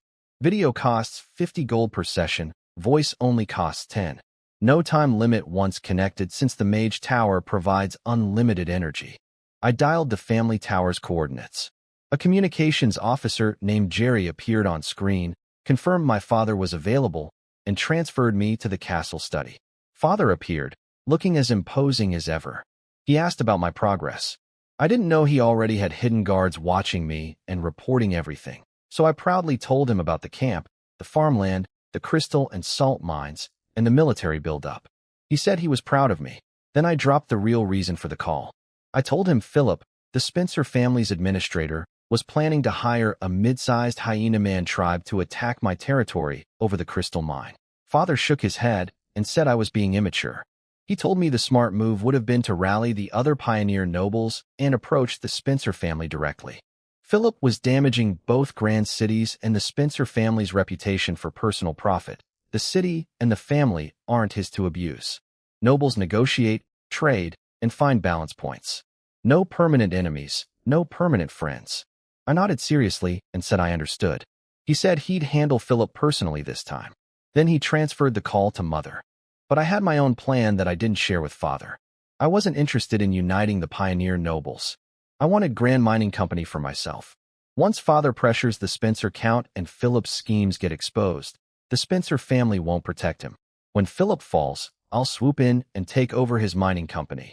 It operates contracted mines across multiple pioneer territories and can supply materials my factories need. What I didn't know was that Father had already prepared a big surprise gift for me. While I was video calling Mother, Philip was already finished. The Spencer family sent a man named Reck to strip him of everything. Philip sat on the floor of his wrecked office in complete despair. His crimes were laid out: stealing from pioneer territory, contacting hostile races to harm a noble. The Spencer count ordered his children left unharmed and their inheritance protected, but Philip himself was handed over to our family's Dark Eagle Guard agent, Gao. Grand Mining Company was given to me as compensation. I didn't know any of this yet. I was busy sweet-talking Mother. I told her everything was going great, bragged about the mines, and casually mentioned I couldn't even afford to build my castle yet. She saw right through me. She already knew I'd spent 70,000 gold on a female slave. The family's intelligence network clearly reports everything. She offered me 500,000 gold from her personal savings. I nodded like a bobblehead.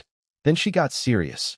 No taking formal consorts and absolutely no children before marriage. In this world, nobles can have a legal wife plus consorts called court ladies. But the wife must be from a noble family, and if you have children with someone before marrying properly, no noble family will give you their daughter. You'd become a laughingstock. I thought carefully about her warning and felt relieved that I'd been careful with both Lisa and Eve. After the call, I sent Holland and Simon to organize the slave deliveries and notify the merchants to start shipping goods to Black Gold Ridge. I pulled Eve close and asked about her actual combat capabilities. She told me her elemental rings were shattered. She's currently only at peak gold mage level, limited to third circle spells. She can't build elemental pools or create magic machines. She's a combat mage, not an alchemist. I promised I'd help her recover to Archmage. She held me tight. Her whole family was wiped out. Her teacher's reputation was the only thing that kept her alive before she was sold into slavery. She knows she was lucky to end up with me. Then Ma knocked. Family representatives had arrived. A knight in full magic plate armor walked in carrying a broken man like a sack of garbage. It was Philip, limbs shattered, barely breathing. The knight introduced himself as Gao from the family's Dark Eagle Guard, elemental rank 8, with 8 fused elemental cores. He'd come on Father's orders. He handed me a parchment scroll. The Spencer family had stripped Philip of his noble title, reported it to the kingdom, and given me Grand Mining Company as formal compensation. I was stunned at how fast it happened. I also learned something about power levels. At elemental rank, advancement is measured by how many types of elemental hearts you fuse and how many cores of each. Normal people can only fuse one type. Geniuses can fuse several, with a maximum of 5 cores per type. The power gaps at this stage become enormous. Gao had fused 8 cores. Our family casually deploys people like this as enforcers. That's the kind of power backing me. I opened the parchment and started grinning at the first line. Grand Mining Company. All of it, handed to me. Crying to Father really does work. Call Dad, get a whole company. Complain to Mom, get 500,000 gold. Having a good family is priceless. The asset list was incredible. A 6-story headquarters in Grand City, 2 large commercial shops, mines across 5 pioneer territories, 2 small iron mines, a limestone mine, a clay mine, and a large decorative stone mine. 160 employees, 12,000 mining slaves, 15 mining machines, 5 small magic airships, 1 medium airship, and various equipment. I walked over to Philip, grabbed his hair, and pulled his face up. He rasped that I shouldn't celebrate. The people he'd sent to contact the hyena men were already on their way. I smiled and asked if he meant the contacts through Barren. I asked if he'd ever wondered why only he was here and not Barren. His eyes went wide. He finally understood who had betrayed him. He broke down laughing and crying at the same time. I called Barren in and told him simply, "Kill Philip, and we're friends." Barren pulled out an enchanted dagger without hesitation, crouched beside the broken man, and slit his throat. No emotion at all. I gave Barren one of Grand Mining's commercial shops as a reward. We laughed together like old pals. After Gao departed, I went to Grand Mining headquarters, a 6-story building, maybe 350 square meters per floor. The general manager Rio and all the department heads were waiting in the lobby. I went straight to the second-floor conference room and asked for the numbers. Rio reported everything smoothly. 2 quality iron mines producing 20,000 tons of, or monthly, yielding about 12,000 tons of refined iron. Clay mine at 10,000 tons monthly. Limestone at 10,000. Decorative stone at 100,000. Total monthly revenue, 6,225 gold. Expenses were modest. 300 gold for staff wages, 180 for slave food. The slaves need meat and vegetables because of the heavy labor. Lose a slave, lose income. I liked Rio's competence. I kept him in charge, but gave new orders. Stop all external sales immediately. Every gram of mineral output ships directly to Black Gold Ridge. I fired all sales staff and their managers. The company keeps only the frontier mineral exploration teams and the 5 mine site crews. Grand City shops get sealed. Rio has 1 week to handle the transition. His loyalty scanned at 75. Good enough for now. I rushed to the pioneer camp outside the city where Holland and Simon had assembled all 750 extraordinary potential slaves. I rode my Storm War horse to the front of the formation, towering over them from 2.5 meters up. I announced that I would free every single one of them. Give them civilian status. Give them power. Give them glory. And in return, I demanded one thing, absolute loyalty. One voice shouted it first, then another, then all of them together, chanting in unison, loyalty, loyalty, loyalty. All 750 former slaves were registered in my panel. Lowest loyalty was 70, highest 78. Solid numbers that will only climb with time. I also discovered something new. Magical beasts raised in the territory can be registered too, and they accumulate experience. Their loyalty system is simpler, just hostile, tame, or companion. All my war horses were already at companion level. I announced they'd be throwing away their garbage low-grade breathing techniques immediately. I was giving them the advanced Radiance breathing method, the same one my bronze infantry uses. I'm building my own Radiance Night Order. The soldiers went wild chanting my name, so loud the Grand City Wall guards were staring from their posts. I split them into 75 10-man squads. Whoever breaks through to bronze first becomes squad leader. That lit a fire under everyone. I had my 20 silver cavalry teach them the technique, then retreated to my tent to wait. 3 days later, every single one had broken through to bronze. From apprentice peak to bronze in 3 days.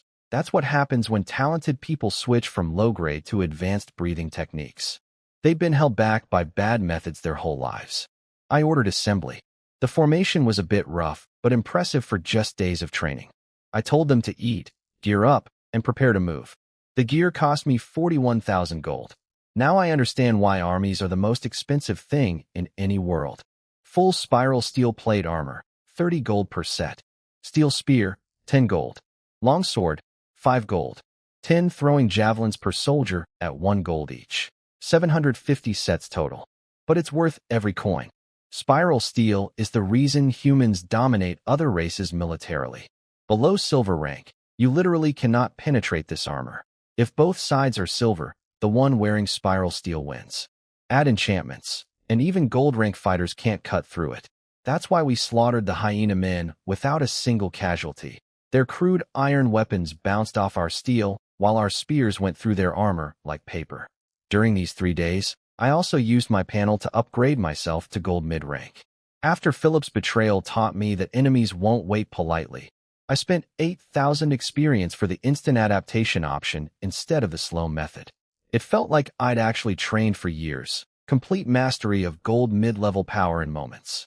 Combined with my enchanted armor and sword, I'm now unbeatable within gold rank. At noon on a warm spring day, we departed. I rode my storm war horse with Eve, leading the silver cavalry ahead, while Holland and Simon brought up the rear with the fully armed new infantry. 750 soldiers in gleaming spiral steel, marching in formation with steel spears raised like a moving dragon. Grand City shrank behind us. The Mage Tower's glinting spire faded into the distance, along with the memories of slavery these soldiers were leaving behind forever. I took a different route back through the Blood Mountain range this time, hoping to find supernatural resources along the way. Now that I have a mage, I need to start growing magic plants. Eve is gorgeous, but she's also going to earn gold for me. In Silver Mist Valley, my map picked up a cluster of faint red dots in a stream, supernatural creatures. I had the soldiers dam a section of the creek, and we went fishing. What we pulled out were cloud-light fish, transparent, 30-centimeter fish with glowing cloud patterns flowing inside their bodies. Each one is worth 3,000 to 5,000 gold at auction. More importantly, they boost a knight's talent. Anyone below high-grade potential gets bumped up a full level. High-grade potential people get improved odds of breaking through to elemental rank. We caught 11 adults and 30 juveniles. I promised every soldier they'd be able to earn these fish through military merit once we successfully breed them. Loyalty scores jumped across the board on my panel. Eve pointed out these fish normally only survive in element-rich underwater environments near aquatic magic plants. There were none here, so their presence was strange. I shrugged. Who cares why they're here? They're mine now. I crushed some magic wheat and fed it to them for energy. After Silver Mist Valley, my luck dried up. Nothing else interesting all the way to the North Hills. Then things got exciting. Near the border of Torrent Valley territory, we spotted a merchant caravan fleeing from pursuers. Both groups noticed us and came our way. Mon had our soldiers form up instantly, gleaming armor, forest of spears. 2 men rode out. The caravan manager, Contus from the Starlight United Commerce Guild, started asking for protection. Before he could finish, a gold rank knight named Jack interrupted him, claiming to be from the Torrent Valley Pioneer, Lord Martin's garrison. He accused the merchant of stealing from his lord and asked me to hand the caravan over. Contus shot back that Jack's people were actually robbing him out of greed. Both were pointing fingers. I told them I wasn't a court. I didn't care about their dispute. Then I paused and asked them a simple question. Where are we? Before either could process what I meant, I drew my enchanted sword, activated the sharpness rune, and unleashed Starlight Slash. A 6-meter battle energy wave left the blade and cut through Jack, armor, body, and war horse in under a second. He didn't even have time to react. Blood and fragments splattered all over Contus, who stood frozen in shock. 2 gold rank experience points registered on my panel. My control was perfect. The ground beneath Jack and Contus himself were completely untouched. I turned to Mon without expression. Kill all the soldiers. Bring the merchants here. 5 minutes later, Jack's entire squad, 3 silvers and 30 bronze, were wiped out. The dozen trembling merchants were brought before me. That's when Contus finally snapped back to reality, dropped off his horse, and threw himself on the ground. This is the North Hills, he said. Your word is truth. I pulled Eve close and kissed her when she came over curiously. She told me my word was truth, then playfully added she'd punish anyone who disagreed. Her loyalty hit 100 on my panel. She's completely mine now. This might actually be love. I interrogated Contus after we made camp. He tried lying at first, claimed the Gold Knight Jack had acted alone without his Lord Martin knowing, just robbing for the trade caravan's money. I smiled and signaled Holland, who pressed a blade against his throat. Contus screamed and promised to tell everything. The real story: his caravan was cutting through Starry Highlands to avoid cross-border import taxes. While camped along the Silver Mist Valley stream, 2 of his men wandered off and stumbled onto a 3rd-rank magic plant, a silver mist tea tree. Then they found seeds from a withered phantom spirit vine nearby. The caravan was thrilled until someone at Jack's checkpoint let the discovery slip. Jack came after them with all his soldiers. So that's why the cloud-light fish were in that stream. The Silver Mist Tea Tree's magical presence created the element-rich environment they need. I asked a couple more questions, then ran Contus through with my sword without warning. He looked down at the blade through his chest, confused, asking why. I told him I was sorry, but these magic plants are too valuable. Fewer people who know, the better. Nothing personal. I ordered all the remaining merchants killed too. The soldiers could split whatever gold they found. Any space rings get turned into me. Back in my tent, I grabbed Eve and told her we'd struck it rich. When I mentioned the Silver Mist Tea Tree, her tired face lit up instantly.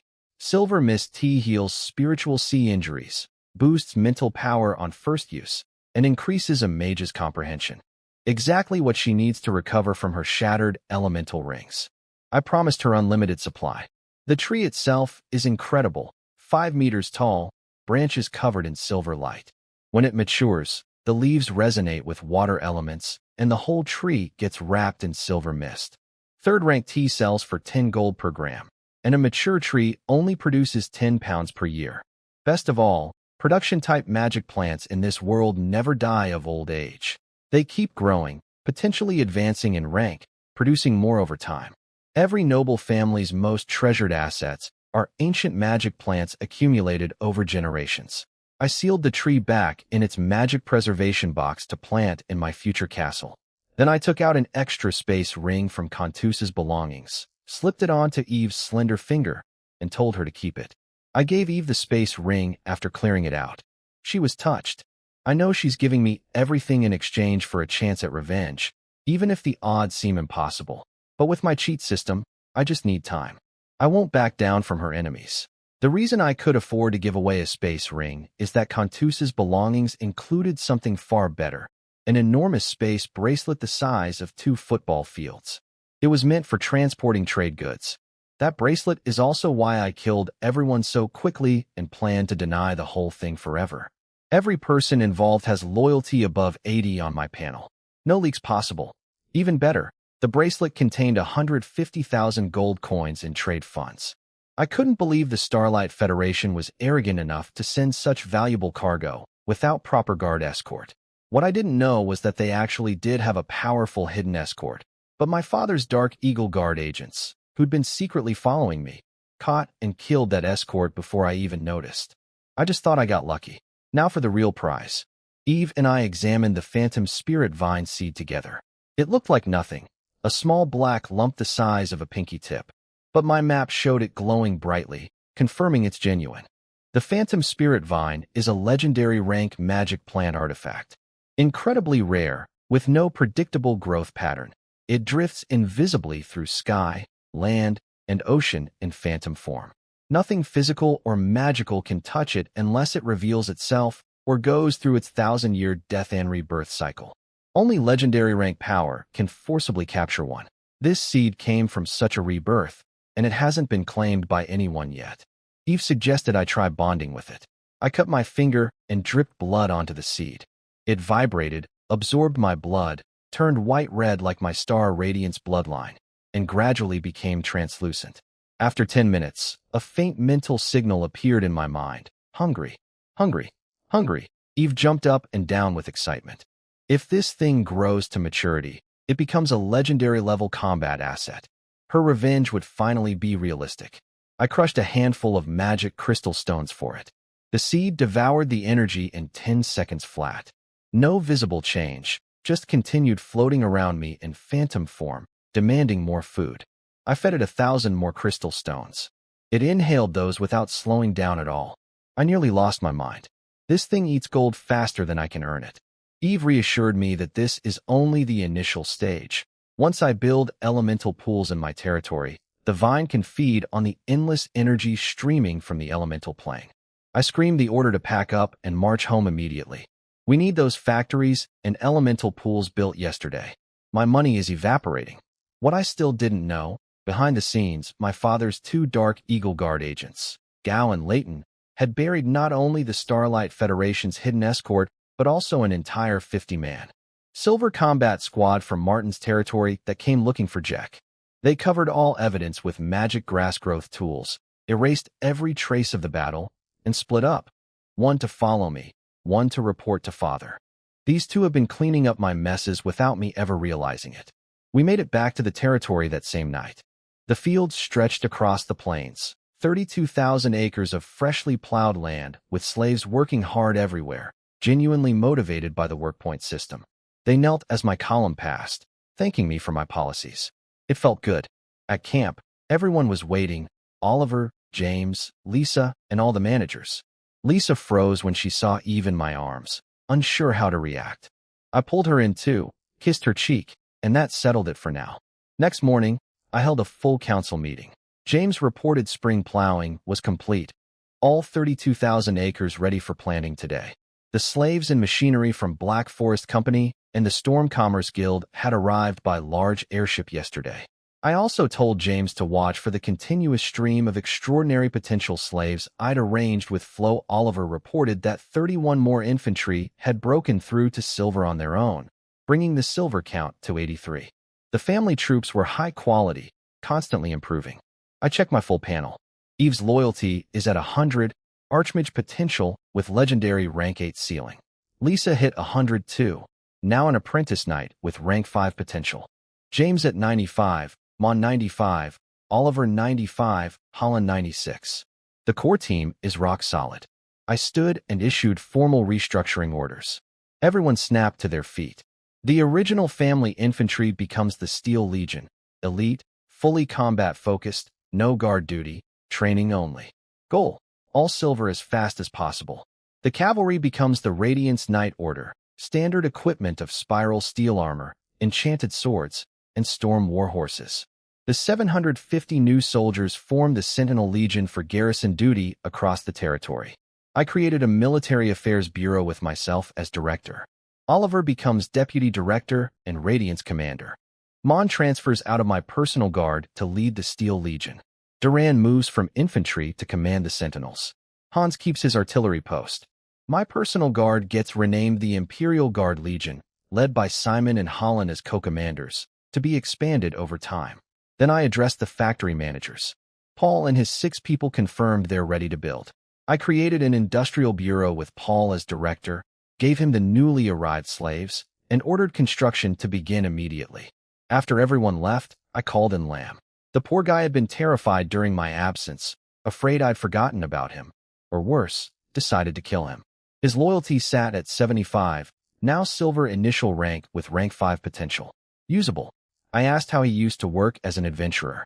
He explained he'd wander into unclaimed areas of various territories, searching for magic plants, supernatural materials, and mineral deposits to sell in Grand City. Basically, stealing from noble lands without getting caught. I stared at him. He quickly looked away.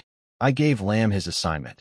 Take 50 bronze soldiers, go back to his old hideout, and build a bandit operation. Rob small merchant guilds and weak trading companies. Send the profits back monthly. I'd add more men later.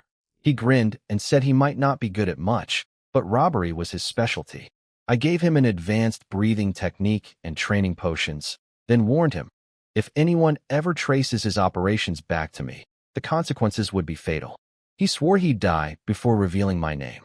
I didn't fully believe him, but his loyalty was at 75 and locked in by the panel. After he left, the phantom spirit vine seed started buzzing around me again. Hungry, hungry, hungry. I dumped 1,000 magic crystal stones for it.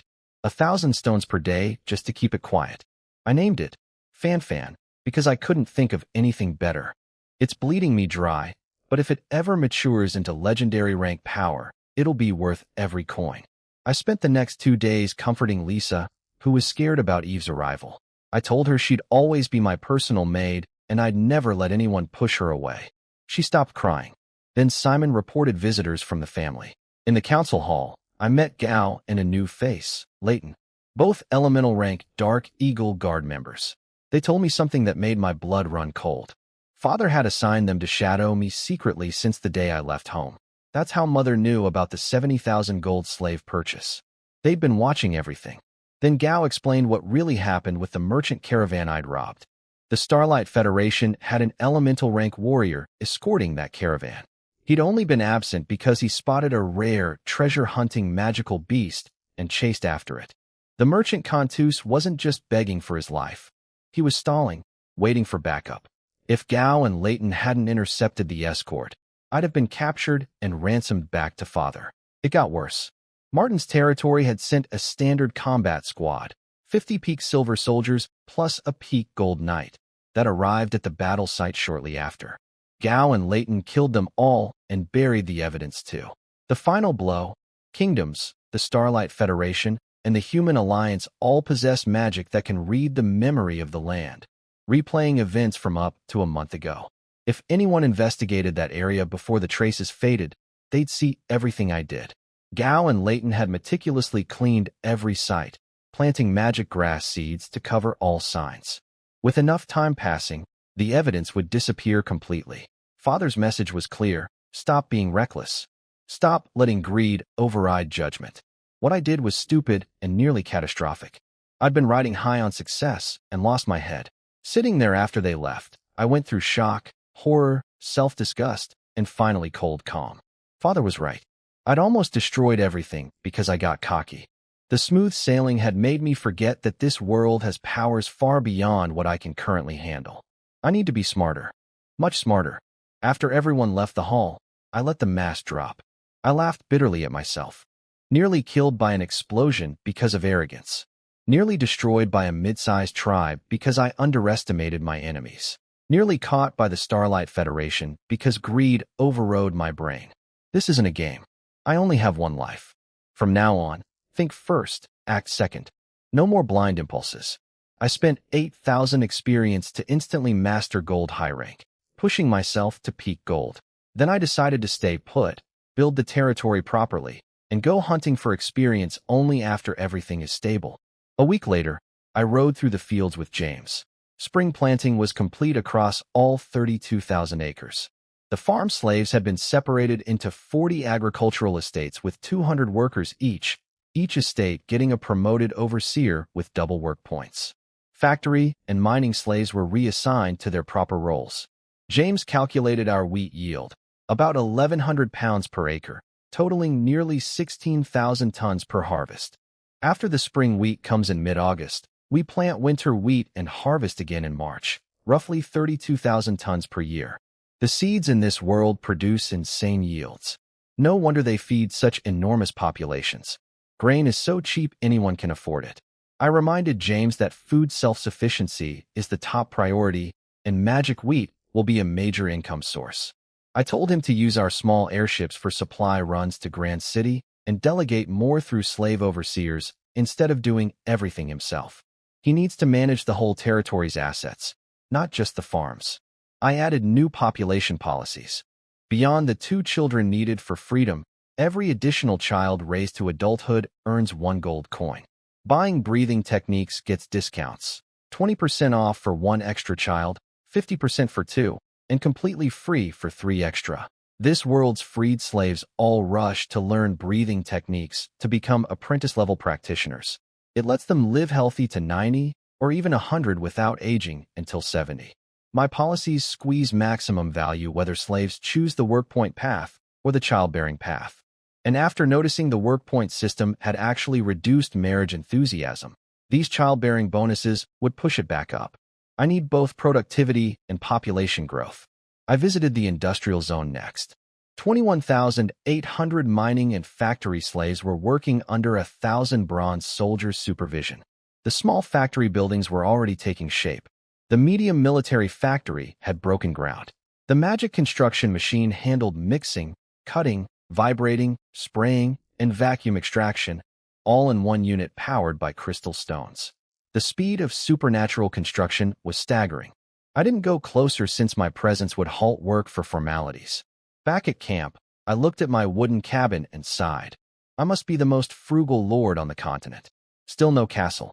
Lisa laughed and agreed sweetly. She and Eve had become close friends, which I encouraged. I took Lisa to check on the cloud-light fish, kept in boxes inside a guarded cabin since the castle isn't built yet. I put her in charge of feeding them daily with magic wheat, along with a team of maids. She was nervous about handling fish worth thousands of gold each. I told her the fish aren't more important than she is, just follow the routine. That earned me a kiss and a promise to guard them with her life. Then I sent a maid to fetch someone named Arkin. I called in Arkin, the head stableman, and told him I'd be ordering a batch of war horses soon. He should scout the territory's grasslands for a good spot to build a ranch. His 20-man team can handle over 500 tame, magical beast horses at once. In this world, regular horses are useless for anything but pulling city carriages. All war mounts are magically bred beasts ranked by tier. Our kingdom's sequence goes from first-rank breeze horses for cargo wagons, to second-rank gale horses for cavalry, up to third- and fourth-rank storm horses for elite riders. Back at my cabin, I fed Fan its daily 1,000 crystal stones. The little parasite just kept floating around me screaming, hungry, in my mind. Still no sign of sprouting. The next day, Flo arrived from the Starlight Federation's United Commerce Guild with a massive caravan. Before showing me his goods, he pulled me aside and asked nervously if I'd heard anything about a missing company from his commerce guild. People carrying enormous wealth who vanished somewhere in the ash mineral wilds. The whole guild was being forced to investigate. My heart skipped a beat, but I kept a thoughtful expression and said I'd been buried in territory development with no time to follow frontier news. I hadn't even met a single fellow pioneer lord yet. Flo sighed and complained about wasted time. Then we moved on. His caravan had the usual slaves with extraordinary potential, clean, young, apprentice peak. All good. But then he led me to a magic wagon. Several men in black robes and ruined masks stepped out. They removed their masks, revealing faces tattooed with runes. Sinners, I blurted out before I could stop myself. During the first god-hunting war thousands of years ago, some beings on the Titan continent betrayed their world and sided with the invading gods. After the war, the victorious alliance labeled them all as sinners and exiled them underground by the Titan's decree, sealing their powers for 3 generations. Over millennia, their descendants built underground kingdoms. 5,000 years ago, desperate sinners started smuggling themselves to the surface. The Holy God Emperor took pity and allowed human sinner descendants to buy surface world identity cards, slave tier, citizen tier, or noble gold tier. The underground kings declared this treason punishable by death, but with surface races wanting underground resources, the policy spread across species. The oldest among them, a middle-aged man named Alvis, corrected me firmly, "We're not sinners, my lord.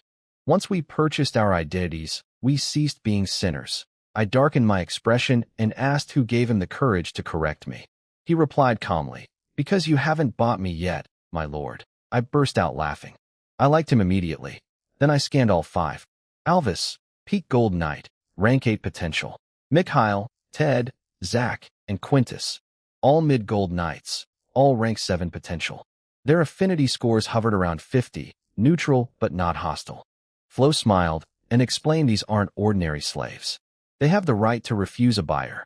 I need to make specific commitments to earn their loyalty. Flo explained the sinner system to me. Unlike born slaves, sinners who bought slave-tier identity cards get to choose their master. If they don't like a lord, they can refuse and move on with the caravan. Once they pledge loyalty, the runes on their faces disappear and they automatically become free citizens. Those who bought citizen-tier cards skip the whole process. No runes, no servitude. Just pick a country and join. Either way, the human alliance profits because every sinner strengthens humanity's total power. Clever system. I told the 5 to state their terms. Alvis, the squad leader, kept it simple. By their 21 family members waiting in Grand City, they all have slave tier cards too. That's it. No other demands. I agreed immediately. If they'd asked for too much or didn't understand their position, I would have walked away.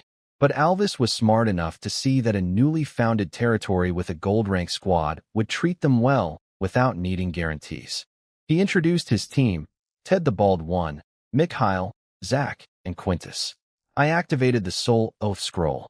All 5 knelt and swore loyalty to me. The scroll turned to starlight and merged with the runes on their bodies, dissolving them. I tapped each shoulder with my sword and accepted their service. For now, they'd join my personal guard. I'd give them proper assignments later. I told Flo to get their families here fast. He promised to send an airship as soon as he returned to Grand City. Then we moved to the main purchase, 1,500 extraordinary potential slaves. 1,000 with mid-grade potential, 500 with high-grade. Excellent batch. I also asked Flo about getting elf slaves. He practically rolled his eyes and warned me to forget it.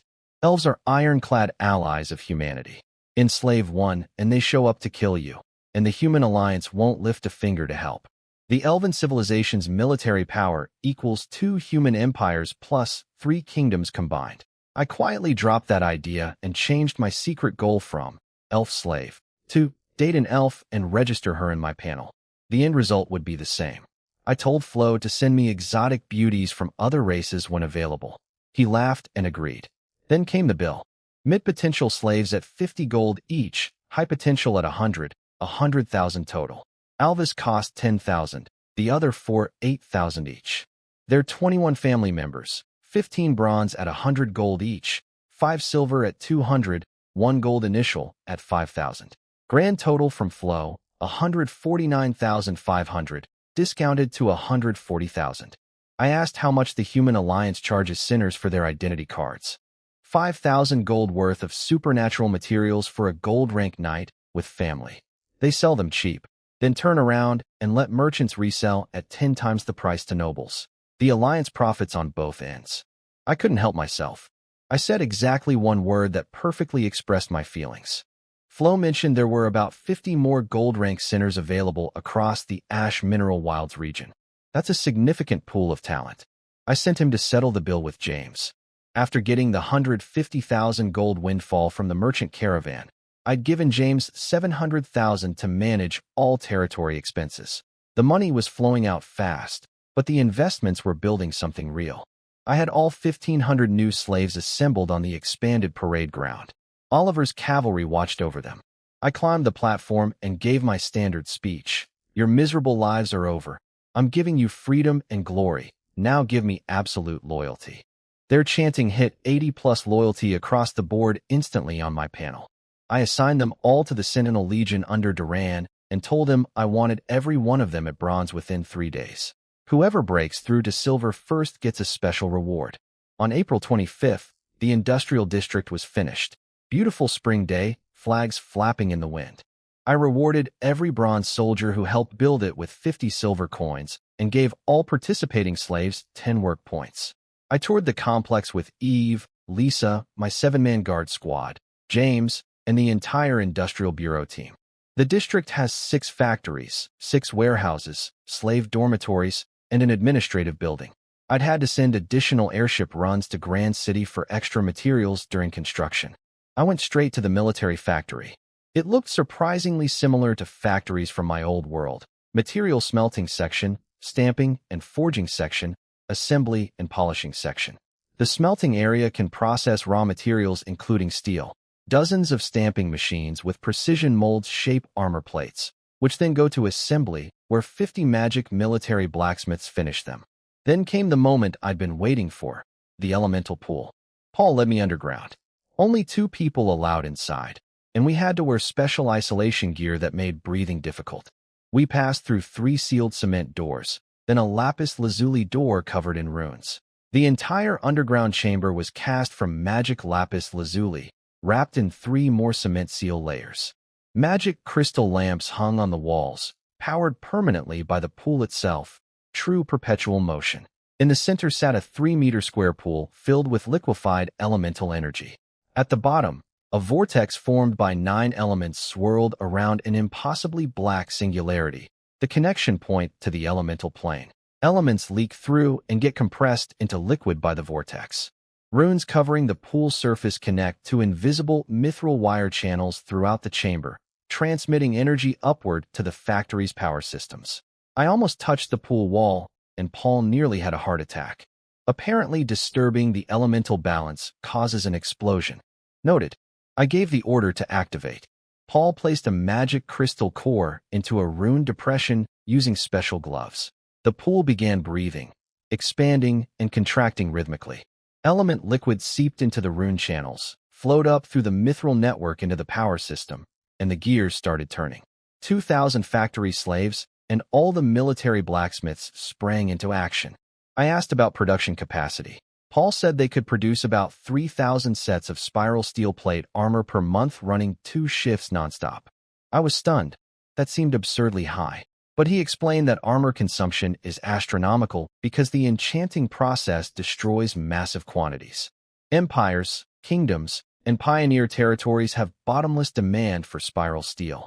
The whole human civilization is basically an arms manufacturing machine. Back at camp, I looked at my wooden cabin while slaves were already living in cement houses. My own people have better housing than I do. I'm genuinely the most pathetically frugal lord on this continent. I checked in with Rio from Grand Mining.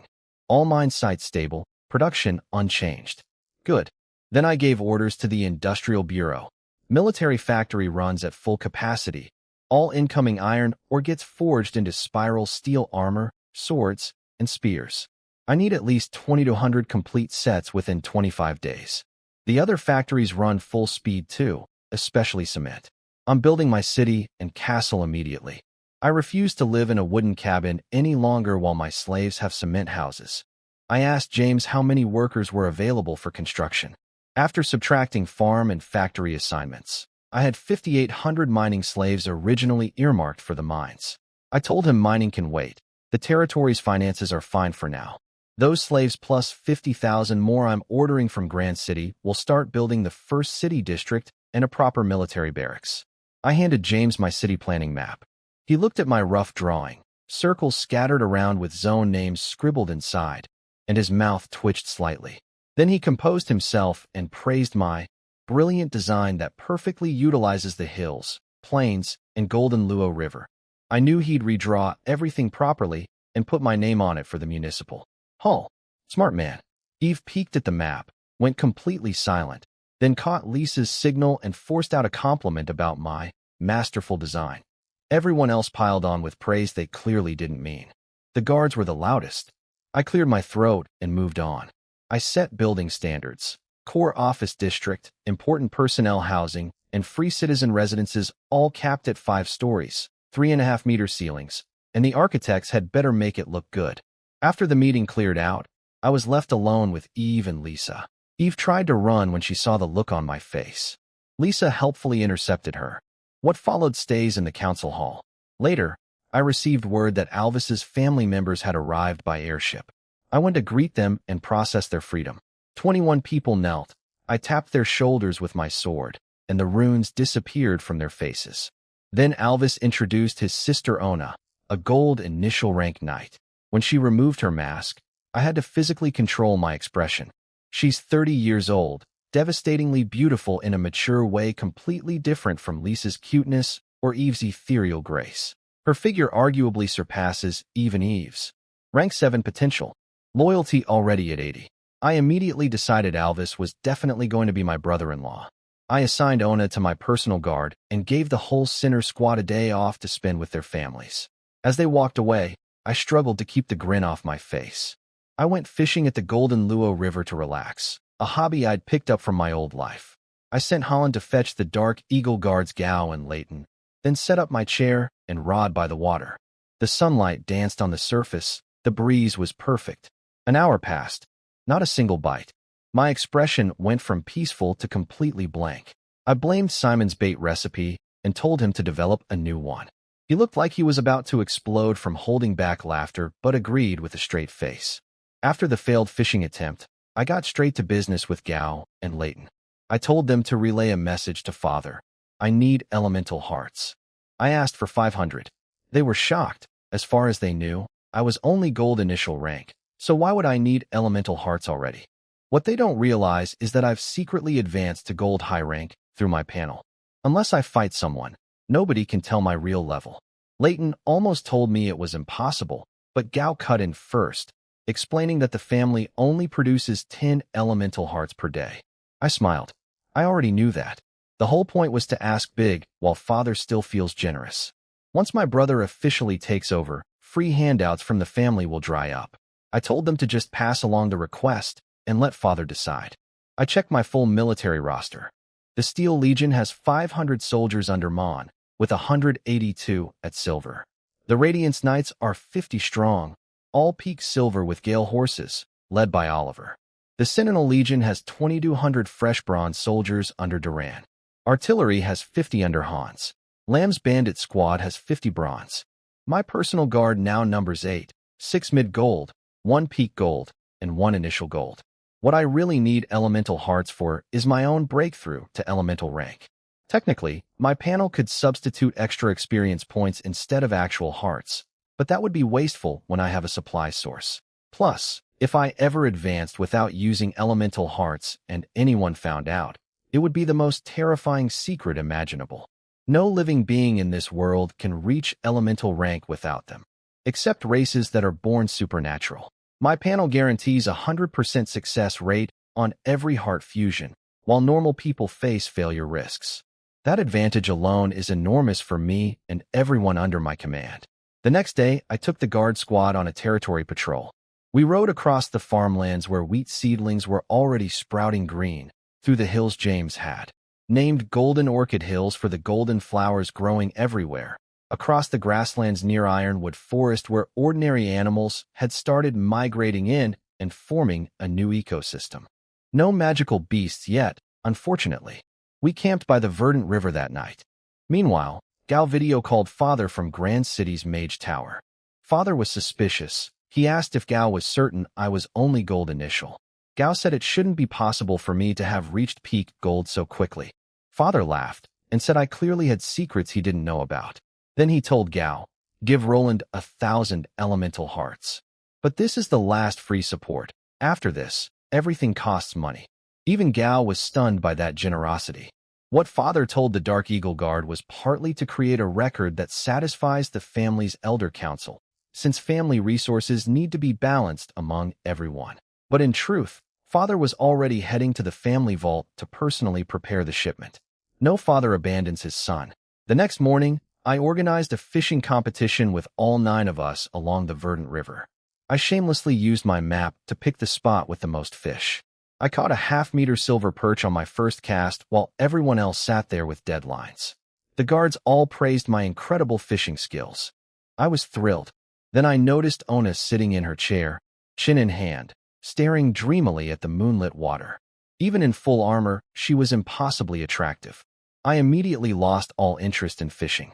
I left my rod unattended and moved closer, asking her to tell me about the underground world. Ona reeled in her fishing rod and started telling me about the underground world.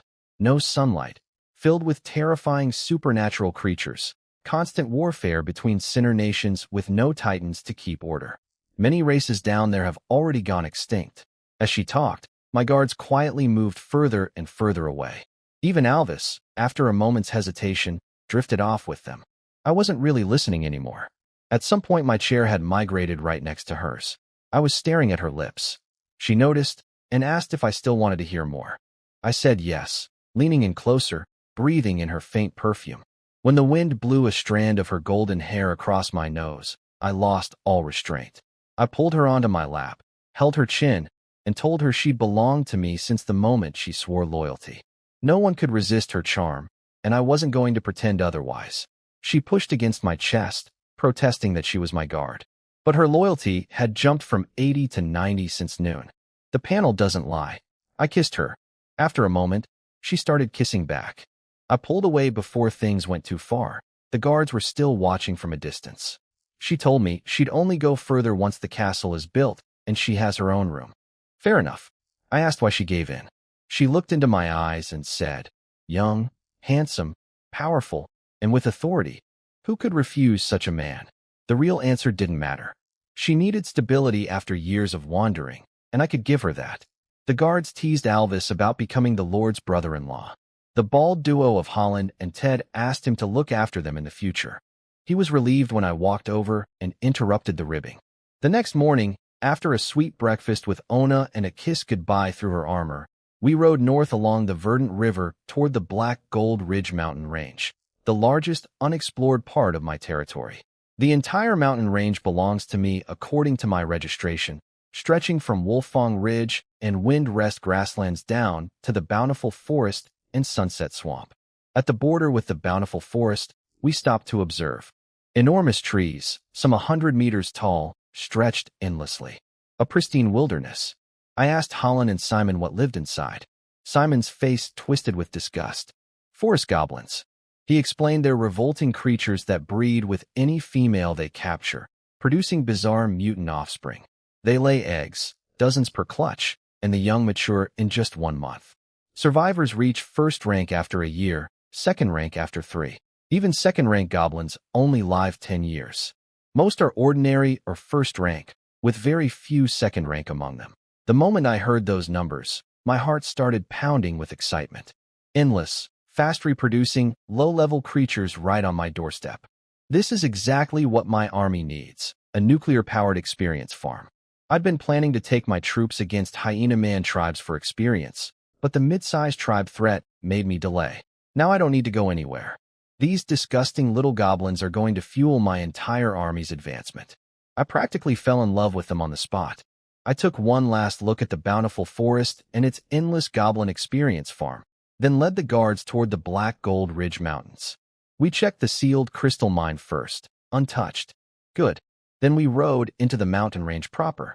As I dramatically pointed at the peaks and declared the land had finally met its master, Ona smirked and said the welcoming committee had arrived. Over 100 second-rank human-faced vultures came screaming toward us, black-winged, 3-meter wingspan, hideous bald heads that look like twisted human faces. Their screeching alone would knock out ordinary people. My guards surrounded me and Ona. She was annoyed at being protected, but I held her back. I didn't want her covered in blood and guts. 7 gold-rank knights with enchanted swords tore through the flock in seconds. Blood rained from the sky, black feathers drifted everywhere. Not a single vulture got through. The survivors fled deeper into the mountains. Just a minor skirmish. I told Ona I'd kept her back because I didn't want my beautiful big sister getting dirty. She turned red from face to ears, jammed on her helmet, pulled down the visor, and glared at me through the ice slit. Everyone laughed, including her eventually. We spent several days exploring the entire mountain range. The results were disappointing. Almost no supernatural resources or valuable minerals. The kingdom had clearly stripped this place bare before designating it as pioneer territory. No wonder nobody wanted Black Gold Ridge. Barren might not have been lying about it being resource poor after all. I might actually owe him an apology. We found 6 types of magical beasts. Human-faced vultures were everywhere, serving as prey for 4th-rank twin-headed fire dragons. There were also magical twin-horned deer hunted by 4th-rank shadow blade leopards. Plenty of ordinary animals, but nothing worth money. 2 mountain peaks were marked on my map as having 5th-rank beasts. When I got curious and headed toward one, Leighton swooped down from wherever he'd been hiding in the sky and stopped me. Apparently, he'd been steering us away from dangerous beast packs the entire trip without me noticing. I decided to trust his judgment. The mountains aren't worthless, though. The powerful magical beasts could eventually form the core of a specialty knight order, and those 2 5th-rank peaks remain unexplored for the future. We returned to camp at night. I tried sweet-talking Ona into spending the night together. She smiled that devastating smile and reminded me of my promise. Not until the castle is built and she has her own room. I tried a workaround plan instead. I got back to my expanded wooden cabin very late. James had added several bedrooms and bathrooms while I was gone. I'm honestly a terrible noble when it comes to personal comfort. Every other pioneer lord builds their castle first, while I built a city and factory district. My family's castle furniture and decorations are still collecting dust in storage. Lisa was waiting with my favorite coffee. We chatted about the cloud-light fish while I wound down from the expedition. On April 30th, I held a morning military briefing. The Sentinel Legion is now fully bronze. The Steel Legion has broken through 230 silver soldiers. Everything's on track. I told them we'd be marching on the bountiful forest in 20 days. Then during the meeting, Fan started screaming in my head, "Hungry, hungry, hungry." But this time it sent a new message. One more feeding, and it would sprout. I nearly cried. In just over 20 days, this bottomless pit has eaten 25,000 magic crystal stones. That's the equivalent of 250 million in old world currency. On a pet. Absolutely insane. I rushed back to my room and called in Eve, Lisa, and Ona. I dumped out the crystal stones and Fan dove in happily. Lisa and Ona had never seen it before. I had Eve tell them the edited story of how I discovered it in the wild, leaving out the part about the murdered merchant caravan. The fewer people who know about that, the better. Watching my 3 closest people chatting together made me happy. They're my inner circle in this world. When Fan finished absorbing the last stone, it started vibrating rhythmically. Eve gasped. It was sprouting. Everyone crowded in to watch. The seed's surface burst with rainbow light, shifted from phantom to physical form, and the shell dissolved inward, revealing a tiny transparent sprout surrounded by elemental halos. The sprout grew rapidly to 1.5 meters of vine, pulled its light inward, stretched to 2 meters, then phased back into phantom form. And immediately, hungry, I almost lost it. All that effort and money, and it's still useless and still demanding food. Eve laughed and told me to be patient. It needs to root in an elemental pool and grow for at least a year before reaching authority rank power. How long until legendary depends on how many death and rebirth cycles it went through before I found it. I told them to keep chatting and took Fan to the factory district's elemental pool. After passing through the 3 cement doors and the lapis lazuli door alone, I released Fan inside. It circled the pool excitedly, swaying back and forth. Then it plunged its phantom roots straight into the singularity at the pool's center, the connection point to the elemental plane. Its vine body locked into position above the pool and began rhythmically expanding and contracting as it drank in the 7 types of elemental energy, flowing endlessly from another dimension. The factory's power supply wasn't affected at all. The pool still transmitted energy normally. I told Fan to work hard. I'm counting on using it to slap whoever I want someday. It wiggled its vine body as if agreeing. I sealed everything back up, dismissed Paul, and went to the council hall to summon Gao. Gao brought Father's answer. 1,000 elemental hearts, double what I asked for. But this is the last free support. Everything after this costs money. I expected that. With the heir already chosen, the family can't keep pouring resources into a branch son forever. The hearts would arrive in about 10 days. I visited the construction site where 5,800 slaves and 2,000 bronze soldiers were building the first city district between the Central Hills and the Golden Luo River. James reported that the 50,000 new slaves I'd ordered were arriving tomorrow by 10 large airships. The next day, Doug from Black Forest Company showed up with his fleet, somehow even fatter than before. I genuinely don't understand how a silver rank knight gets that round. 50,000 young, healthy slaves, 2-to-1 male-to-female ratio. Cost me 250,000 gold. They're primarily for castle and city construction, then they'll transition to farming, especially the massive magic wheat fields I'm planning. I had James set up their camp near the Central Hills, then sent Mon's Steel Legion to guard them until management was sorted. I'm stretched thin on soldiers again. The territory is expanding faster than my military can cover. 3 days later, everything was organized. I requisitioned Ona's Storm War Horse along with mine to pull the Noble War Chariot. First time using it since we arrived. I brought Lisa, Eve, and Ona along as we rode to the construction site. I didn't bother with a speech for the slaves this time. The novelty has worn off after doing it so many times. I just said, begin, and James gave the order. The castle plans are enormous, designed from my descriptions, drawn by Eve. The complex covers both Central Hills plus over 20 hectares of surrounding land. The main keep on the hilltop will stand 62 meters tall on a 15,000 square meter footprint. The full complex includes a secondary fortress, magic plant gardens, warehouses, laboratories, library, guard barracks, conference halls, servant quarters, prison, armory, underground elemental pool chamber, beast stables, airship dock, banquet hall, guest reception building, and an elemental forge tower. Total cost to complete, over 3 million gold. That's Viscount-level construction, way beyond what a pioneer lord or baron should attempt. But I figure I'll build the frame and main keep first, then fill in everything else gradually. With farmland, city district, and castle all under construction simultaneously, I finally had nothing urgent to manage. For the first time since crossing over, I could actually relax. I took the chariot across the Golden Luo River to the undeveloped half of the Central Plain. Endless wildflowers bloomed across the landscape. This entire area will become magic wheat fields. Ordinary wheat yields so much that a tiny fraction of my land can feed millions. The rest goes to the real money crop. I asked Ona to tell me more about the underground world. She teased me about whether I really wanted to listen this time. I raised an eyebrow.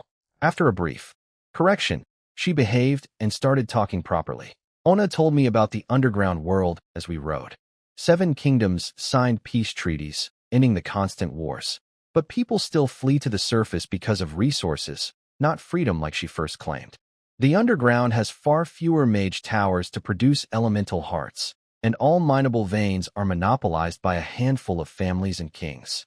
As populations grew, more gold-rank warriors than the system could support started buying their way topside. I asked why they chose my territory instead of established nobles in the kingdom. Ona grabbed my head and shook it, laughing at me for being dense.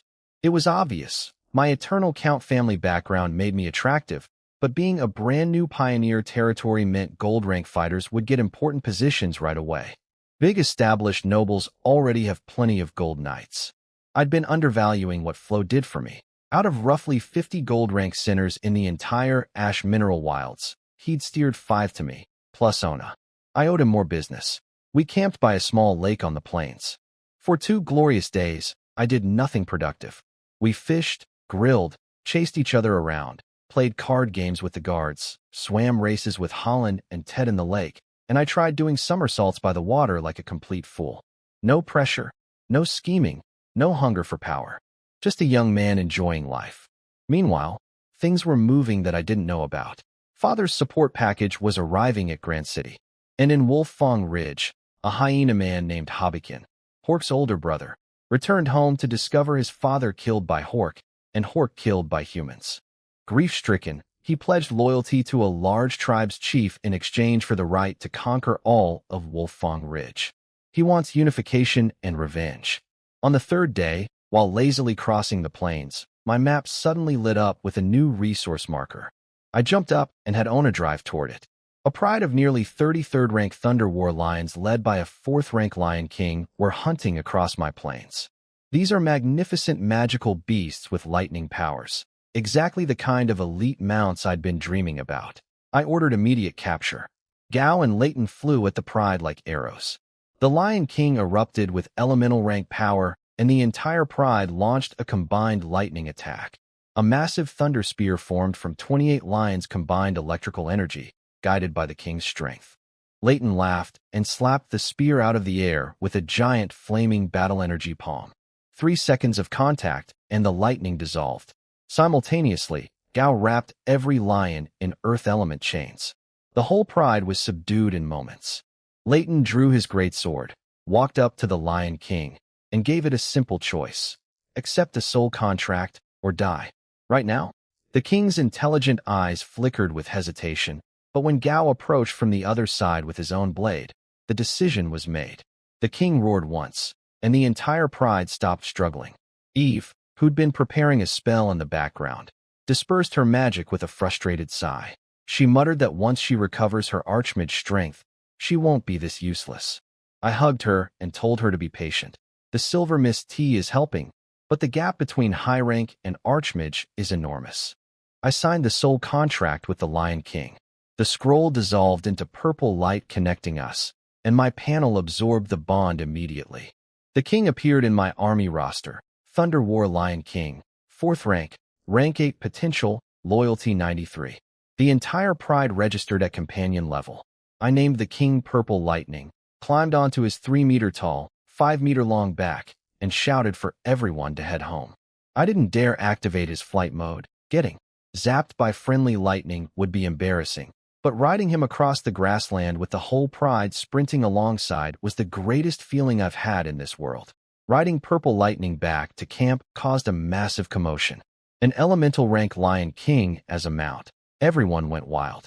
Purple Lightning and the pride loved the attention too, roaring proudly. I couldn't resist parading them through both construction sites and the factory district for extra cheering. Even magical beasts are vain, apparently. I called an Archon about the horse ranch. He said Silver Moon Grassland was ideal, but it's on the territory's edge and needs more guards and workers. I just bought 50,000 slaves for construction and still don't have enough people. I told him to shelve the ranch for now and just build a temporary shelter at camp to house the lions. Feed them meat every meal. I sent James to order yet another batch of extraordinary potential slaves from Flo, plus food and supplies. The provisions the family gave us, meant for 6,000 people for a year, were vanishing fast with nearly 70,000 mouths to feed. Everyone gets full meals with meat because starving workers produce nothing. This world's food system is actually brilliant. Legendary and divine rank mages research high-yield crops for commoners.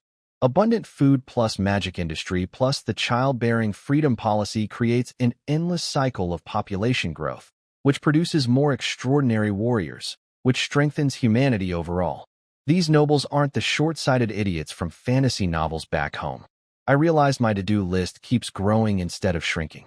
I need an administrative team desperately, someone for internal governance, commerce, livestock, mining, free citizen recruitment, economics. James is great at managing money and slaves, but can't run an entire territory's civil administration. I finally understood why so many emperors in history became puppet rulers or lazy kings. Handling all this daily is exhausting. The ones who kept at it were truly exceptional. I decided the responsible thing to do was go play blindfolded tag with my ladies. The next day, I rode Purple Lightning to the military camp with my guards, all mounted on Thunder Lions, their new standard equipment. These 3rd rank beasts all have 7th rank potential and will easily advance to 4th rank, matching elemental level humans. 3 cavalry knights had just broken through to gold rank. I sparred with them to celebrate, then ate lunch with the troops, chatting casually with different soldiers. Building personal connections matters. Back at the council hall, I reviewed my forces. The Steel Legion has 295 silver soldiers now. The Radiance Knights have 3 gold and the rest at peak silver. The Sentinel Legion is all bronze initial. Lamb's Bandit Squad has grown to 134 members, plus 28 Thunder Lions and Purple Lightning. It's not enough. I don't even meet the minimum requirements for a Baron yet. In this world, Baron status requires a small city with a castle, 500 gold rank soldiers, 10,000 silver troops, multiple elemental rank fighters in your territory, and the Lord must personally be elemental rank. That's just lower Baron. Mid Baron doubles everything, upper Baron doubles again. Most pioneers on the established Black Pine Plain have been developing for over 20 years and are only at Baron level. Nobody on Starry Highlands has reached Baron yet. The Black Pine Lords don't even bother socializing with us. We're beneath their notice. I've been thinking they avoided me because I had no castle for hosting. Turns out they just consider pioneers without Baron level strength not worth their time. 1 year to Baron, 5 years to Viscount. That's my goal. 5 days later, the Elemental Hearts arrived, but not just with Gao and Leighton. My uncle Irish Augustus came personally. He's father's younger brother, a peak authority rank powerhouse, over 2 meters 20 tall with golden hair and a commanding face. He's an elder on the family council and watched me grow up. The moment he hugged me, he saw right through my power concealment. Gold peak already, he said, genuinely impressed. Gao and Leighton were stunned. They'd had no idea. I'd been silver high rank when I left home, hiding my growth from 2 elemental rank guards for months, and getting caught in seconds by my uncle was humbling. Uncle Irish said he'd recently killed a powerful enemy in the underground sea and brought me a belated coming-of-age gift. He handed me a sealed rune box. Inside was an elemental weapon, a golden war hammer, 1.5 meters long, forged from a single piece of elemental steel, covered in mithril rune arrays. The hammerhead pulsed with purple lightning, automatically condensing thunder elements from the air. It was breathing. This is a divine weapon embryo. With enough growth, it can evolve all the way to a god-tier weapon. Even emperors and grand princes would covet something like this. I tried to refuse. It was too valuable. Uncle waved me off and said it's just the starting stage with a long road ahead and no guarantee of success. I sealed the box with my blood, stepped back, and bowed from my heart. No words were enough. That night we held the biggest feast the territory had ever seen. All slaves got a day off. Military personnel could drink. I got drunk with Uncle Irish for the first time in this life. Later that night, after everyone else had gone, Uncle pulled me aside privately. The war hammer wasn't actually his gift. It was Father's private treasure, sent through Uncle to avoid the family elder council's scrutiny. Father couldn't give it directly without triggering political complications within the family. Uncle's real gift was a space ring containing 2 rare resources, a miracle light that awakens special talents during elemental advancement, and an abyss crystal seed that doubles the battle energy seed's capacity during the same breakthrough. Both are standard equipment for main family members advancing to elemental rank. things that even count-level families below ours can barely dream of obtaining. As someone who's already branched off from the family, I technically have no right to receive these for free. Uncle hugged me hard and said he'd be waiting for my Barren promotion banquet. Then he flew away into the night. The next morning, I showed the hammer to my 3 ladies. I couldn't resist posing dramatically, declaring myself Holy Emperor Roland, and demanding they worship me. Ona ordered an attack. All 3 piled on me with tickle warfare. After the laughing subsided, I confirmed seriously that yes, this really is a weapon that can evolve infinitely toward divine rank. Looking at the hammer, the miracle light, the crystal seed, and the 1,000 elemental hearts, something shifted inside me. Father gave me a priceless treasure while protecting me from family politics. Uncle delivered it as his own gift and added irreplaceable resources from his own dangerous expedition. Neither of them knows I have a cheat system. They're supporting me purely out of love, expecting nothing in return. For the first time since crossing over, I truly accepted this family as my own. The warmth I felt wasn't performed or strategic. It was real. I was riding purple lightning through the farmlands with James when he reported our agricultural status. 82,000 acres plowed, with 29,000 in wheat, 3,000 in magic wheat, and 10,000 in vegetables. 40,000 acres sitting empty because we ran out of seeds. I made a big decision. All magic wheat goes to the west bank of Golden Luo River from now on. Once the castle construction slaves finish building, they all transfer to farming. I ordered James to buy 160 plow machines and the same number of harvesters from the Storm Commerce Guild. I want 300 million acres of farmland by year's end. That needs 100,000 farm slaves. I told him to order Doug to deliver them with an exact 50-50 male-to-female ratio. The farming is secondary. These slaves exist to produce population for me. James panicked about money, but I told him not to worry. There's a reason I haven't started mining yet. With the windfall from Contus, plus untouched mines, we have plenty of reserves. After all planned expenses, the territory still has about 1.64 million gold. Then a messenger interrupted. Someone had arrived at camp. What actually happened? Leighton burst out of his cabin and stared at the sky. A massive silver fireball was streaking toward us from the hills like a comet. It stopped over camp in under 30 seconds. Inside the flames floated a blurred figure radiating terrifying power. Domain rank mage, Leighton couldn't even move. My entire military force scrambled out of barracks and formed battle lines. Oliver led the cavalry forward without hesitation, ready to charge a being that could annihilate the whole territory with one spell. That kind of courage deserves recognition. The figure spoke, not bad morale. Tell Roland to come see me. I'm his aunt. Oliver's fierce expression collapsed into awkward coughing. He immediately disbanded the formation and sent riders to fetch me. I galloped back completely confused. I didn't know I had an aunt. And she's a domain rank mage? Nobody told me this. I dismounted below the fireball and called out a respectful greeting. The figure descended, flames dissolving to reveal a woman in black robes with a face veil, only her emerald green eyes visible. She looked me over for a long time, then said, "Find somewhere to talk." In the council hall, she explained. Her name is Gwynleth. She's not Mother's blood sister. They're like sisters, bonded by deep friendship.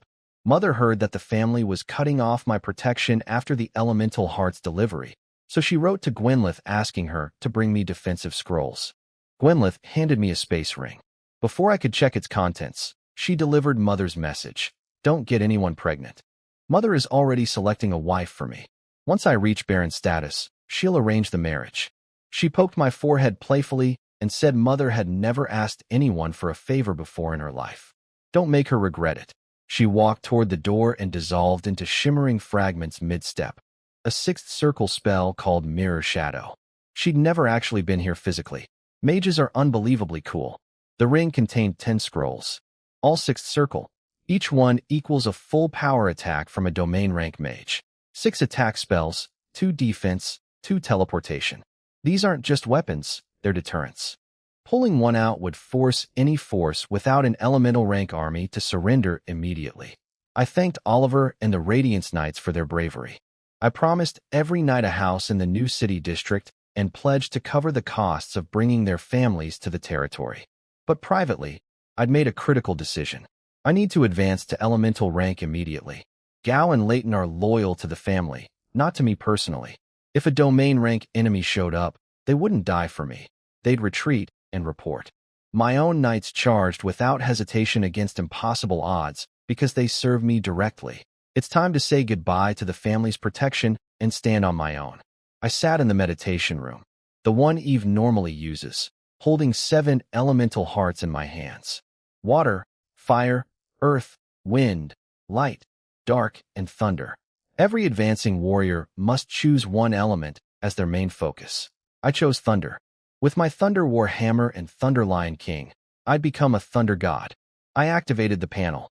My star-breathing technique kicked in automatically, and the elemental hearts began dissolving into my body. My battle energy seed pulsed wildly, absorbing the massive influx of elements. Cold sweat poured down my face from the pain. Then my bloodline power surged up from deep within, combining with all 7 elements to form 8 luminous rings around my battle energy seed, creating an 8-pointed star formation. The instant it formed, my seed began dissolving. I immediately crushed the miracle light and the abyss crystal seed. White light wrapped around the elemental rings while the crystal seed doubled my battle energy capacity. The breakthrough created a colossal elemental vortex spanning 7 kilometers, pulling in elements and starlight from the sky.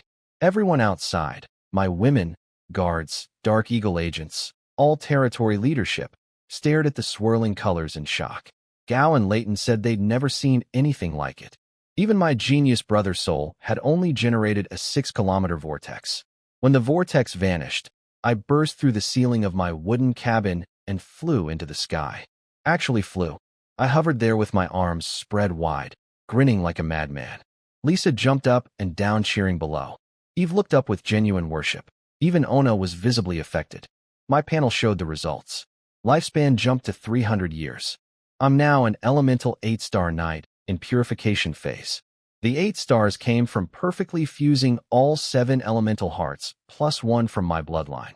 Each additional type doubles your energy storage and adds 1 point of strength.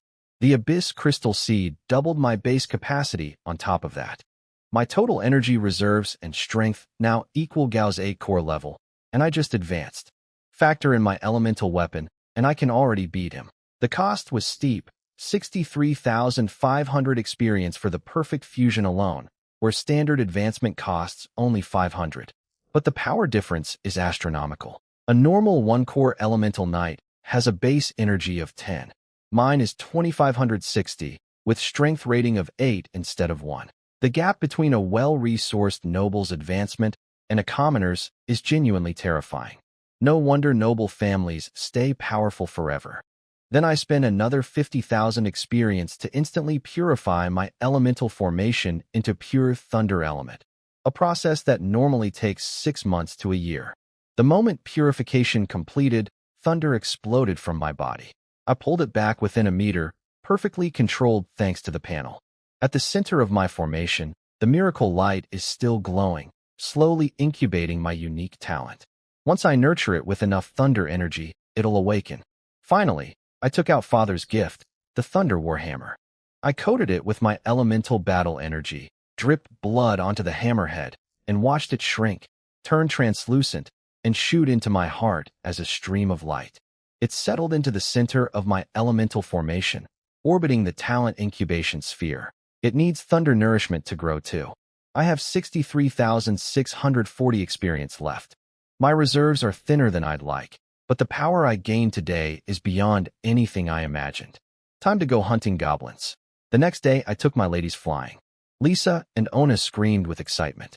Eve rolled her eyes and reminded them that if they trained hard enough, they could all fly too. I zapped us across the sky as a bolt of lightning to a mountaintop behind the crystal mine. The view was gorgeous. We stayed the night up there. Back at camp the following morning, I went to the meditation room. My talent was ready to emerge. The miracle light at the center of my thunderstar formation pulsed with color, making my heart pound uncontrollably. It stopped for 3 terrifying seconds, then resumed as the light condensed into a silver-purple transparent key wreathed in starlight and lightning. Star Key, my unique talent. Every time I advance to a new life stage, It unlocks a new star type or thunder type ability. Other great noble children get one talent at birth. I get a new one with every breakthrough. Absolutely broken. The first ability, Star Leap. A 500-meter instant teleport. I tested it and blinked from the meditation room straight into the military camp. The knights nearly jumped out of their armor when I materialized in front of them. I leaped back just as easily. It's basically a flash ability from video games. I upgraded my Star Swordsmanship to Star Hammer Technique. The family's combat art works with any weapon. Second tier, Perfect Mastery. Only costs 600 experience. 3 combat moves that should be plenty for now. Then I challenged Leighton to a sparring match in the sky. He was eager to test an 8-ring prodigy. He launched first, a 20-meter flaming greatsword screaming toward me. I swung my Thunder Hammer and activated Star Dome Barrier. A 5-meter long, 3-meter thick wall of silver-purple energy materialized in front of me. The fire sword smashed into it with a deafening explosion. When the light faded, both his sword and my barrier had shattered simultaneously. Leighton and Gao were stunned. He's a 9-core elemental knight. I'm technically 1 core.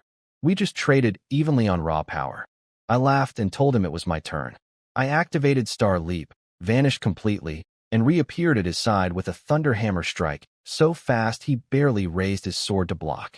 The impact blasted him downward like a meteor. He almost cratered before catching himself with fire energy. I called them both on at once.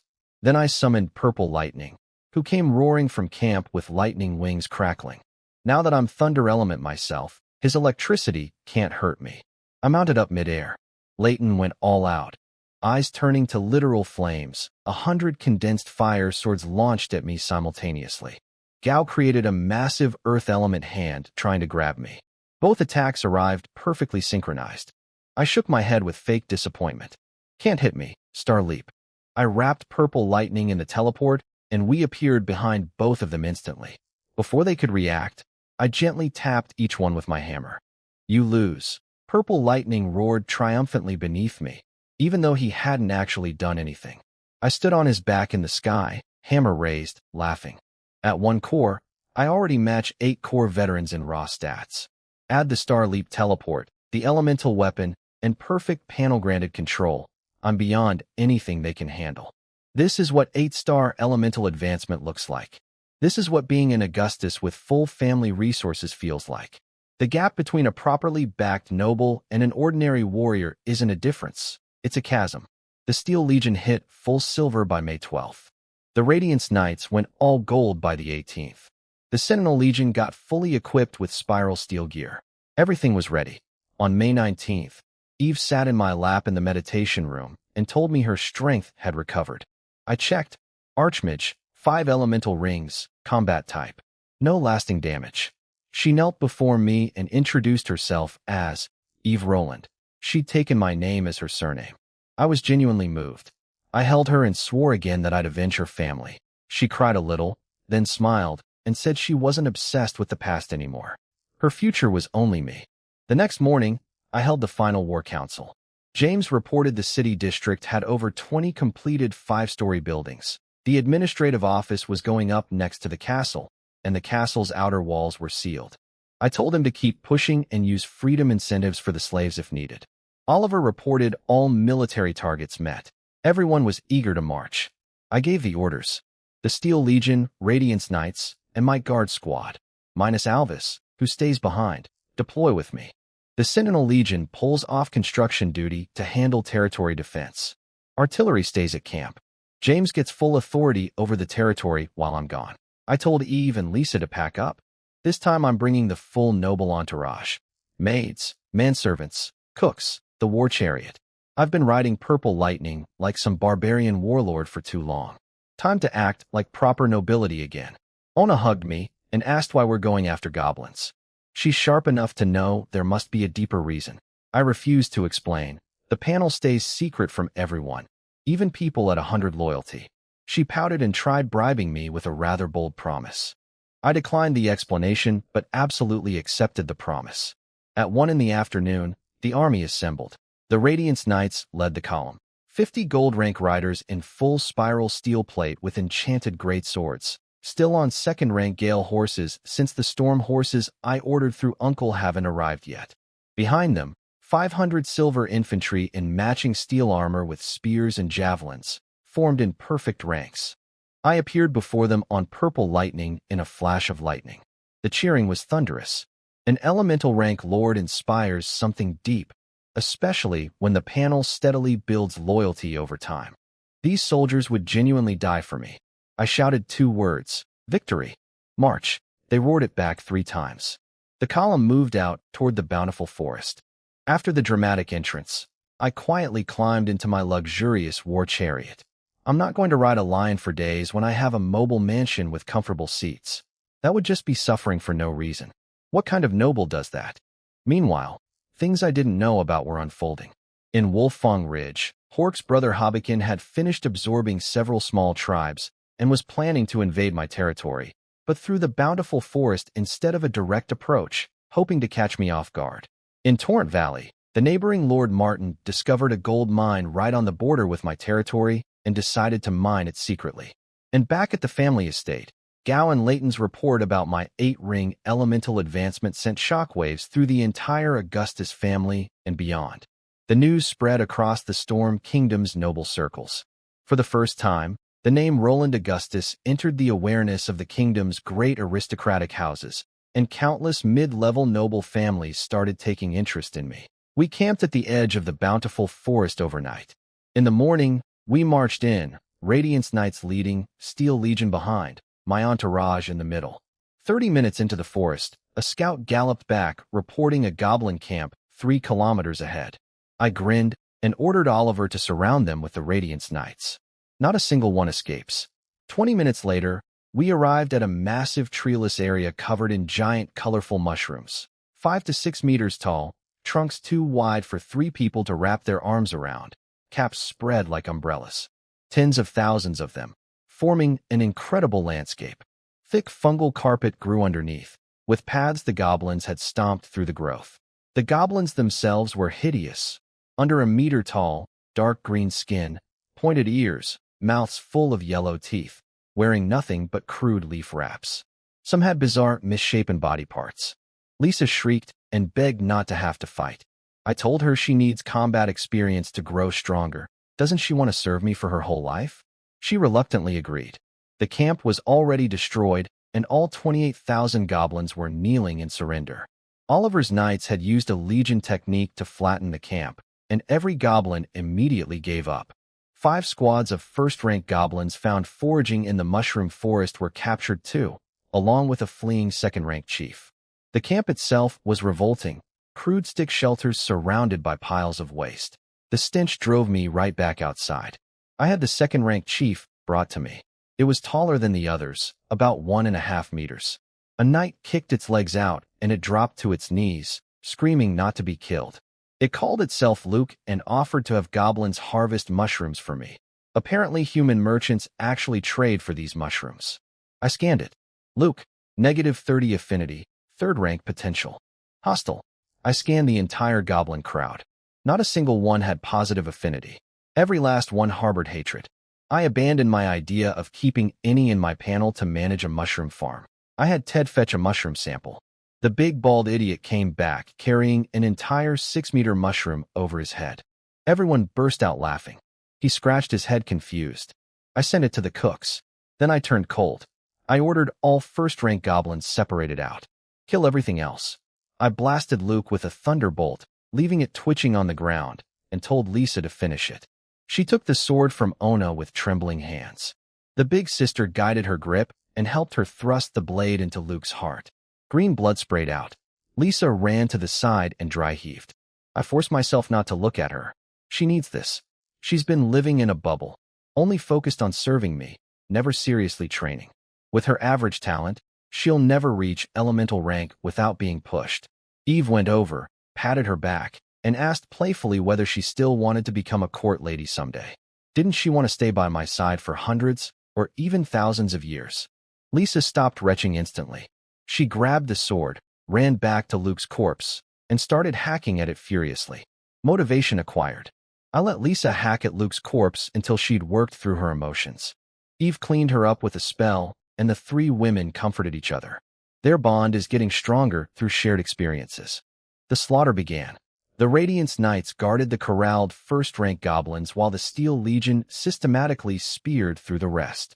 26,000 ordinary goblins against 500 silver-rank soldiers in spiral steel armor. It wasn't even a fight. Mon directed the formation to prevent any escapes. I watched from a distance, sipping mushroom soup. The soup was actually incredible.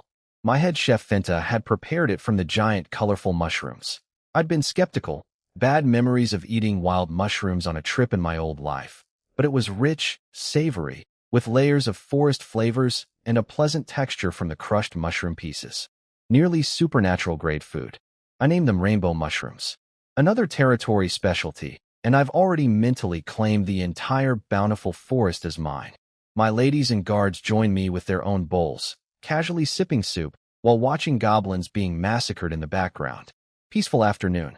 When it was over, Mon reported all 26,000 ordinary goblins eliminated. I told them to release the 2,000 first-rank survivors and said we'd return in 1 month. Mon and Oliver exchanged confused looks, but followed orders without question. They don't understand why I'm doing this, but their advancing speed will eventually answer their questions. I checked the panel. 26,000 kills generated massive experience. A Silver Knight needs 2,000 points to advance 1 level. This single tribe's annual output could level up 156 silver soldiers, and combined with their own training, that timeline shrinks dramatically. The Augustus family needs 3 years to advance 1 Silver Knight a single rank. I can do it in months by farming goblins. The surviving goblins celebrated the moment we appeared to leave. They dragged corpses back as food. Goblins prefer meat over mushrooms. Then they brought out captured female animals from underground and started their post-disaster breeding frenzy. Eve and I flew overhead, invisible, watching it all. 2,000 goblins reproduce at least 100,000 per clutch, but their lazy parenting causes extreme infant mortality. Most die and become food for survivors. If I could find obedient goblin leaders to manage proper breeding under my direction, provide them basic feed, enforce discipline, the output would become nuclear-powered experience generation. Breed, mature, harvest, repeat. I sent the Radiance Knights deeper into the forest to find more goblin settlements. What I didn't know was that deep in the bountiful forest's interior, something enormous was happening. A massive cleared area held an entire city built by forest barbarians, a humanoid civilization with stone and wood buildings. The Goblin King had surrounded this city with over 1 million first-rank goblins, 100,000 third-rank great goblins, 10,000 fourth-rank goblin warriors, and 500 elemental-rank goblin lords. The forest barbarians were equally powerful, fighting a brutal siege war with casualties every second. Then a figure wreathed in brilliant light appeared above the battlefield, projecting domain-rank power across the entire war zone.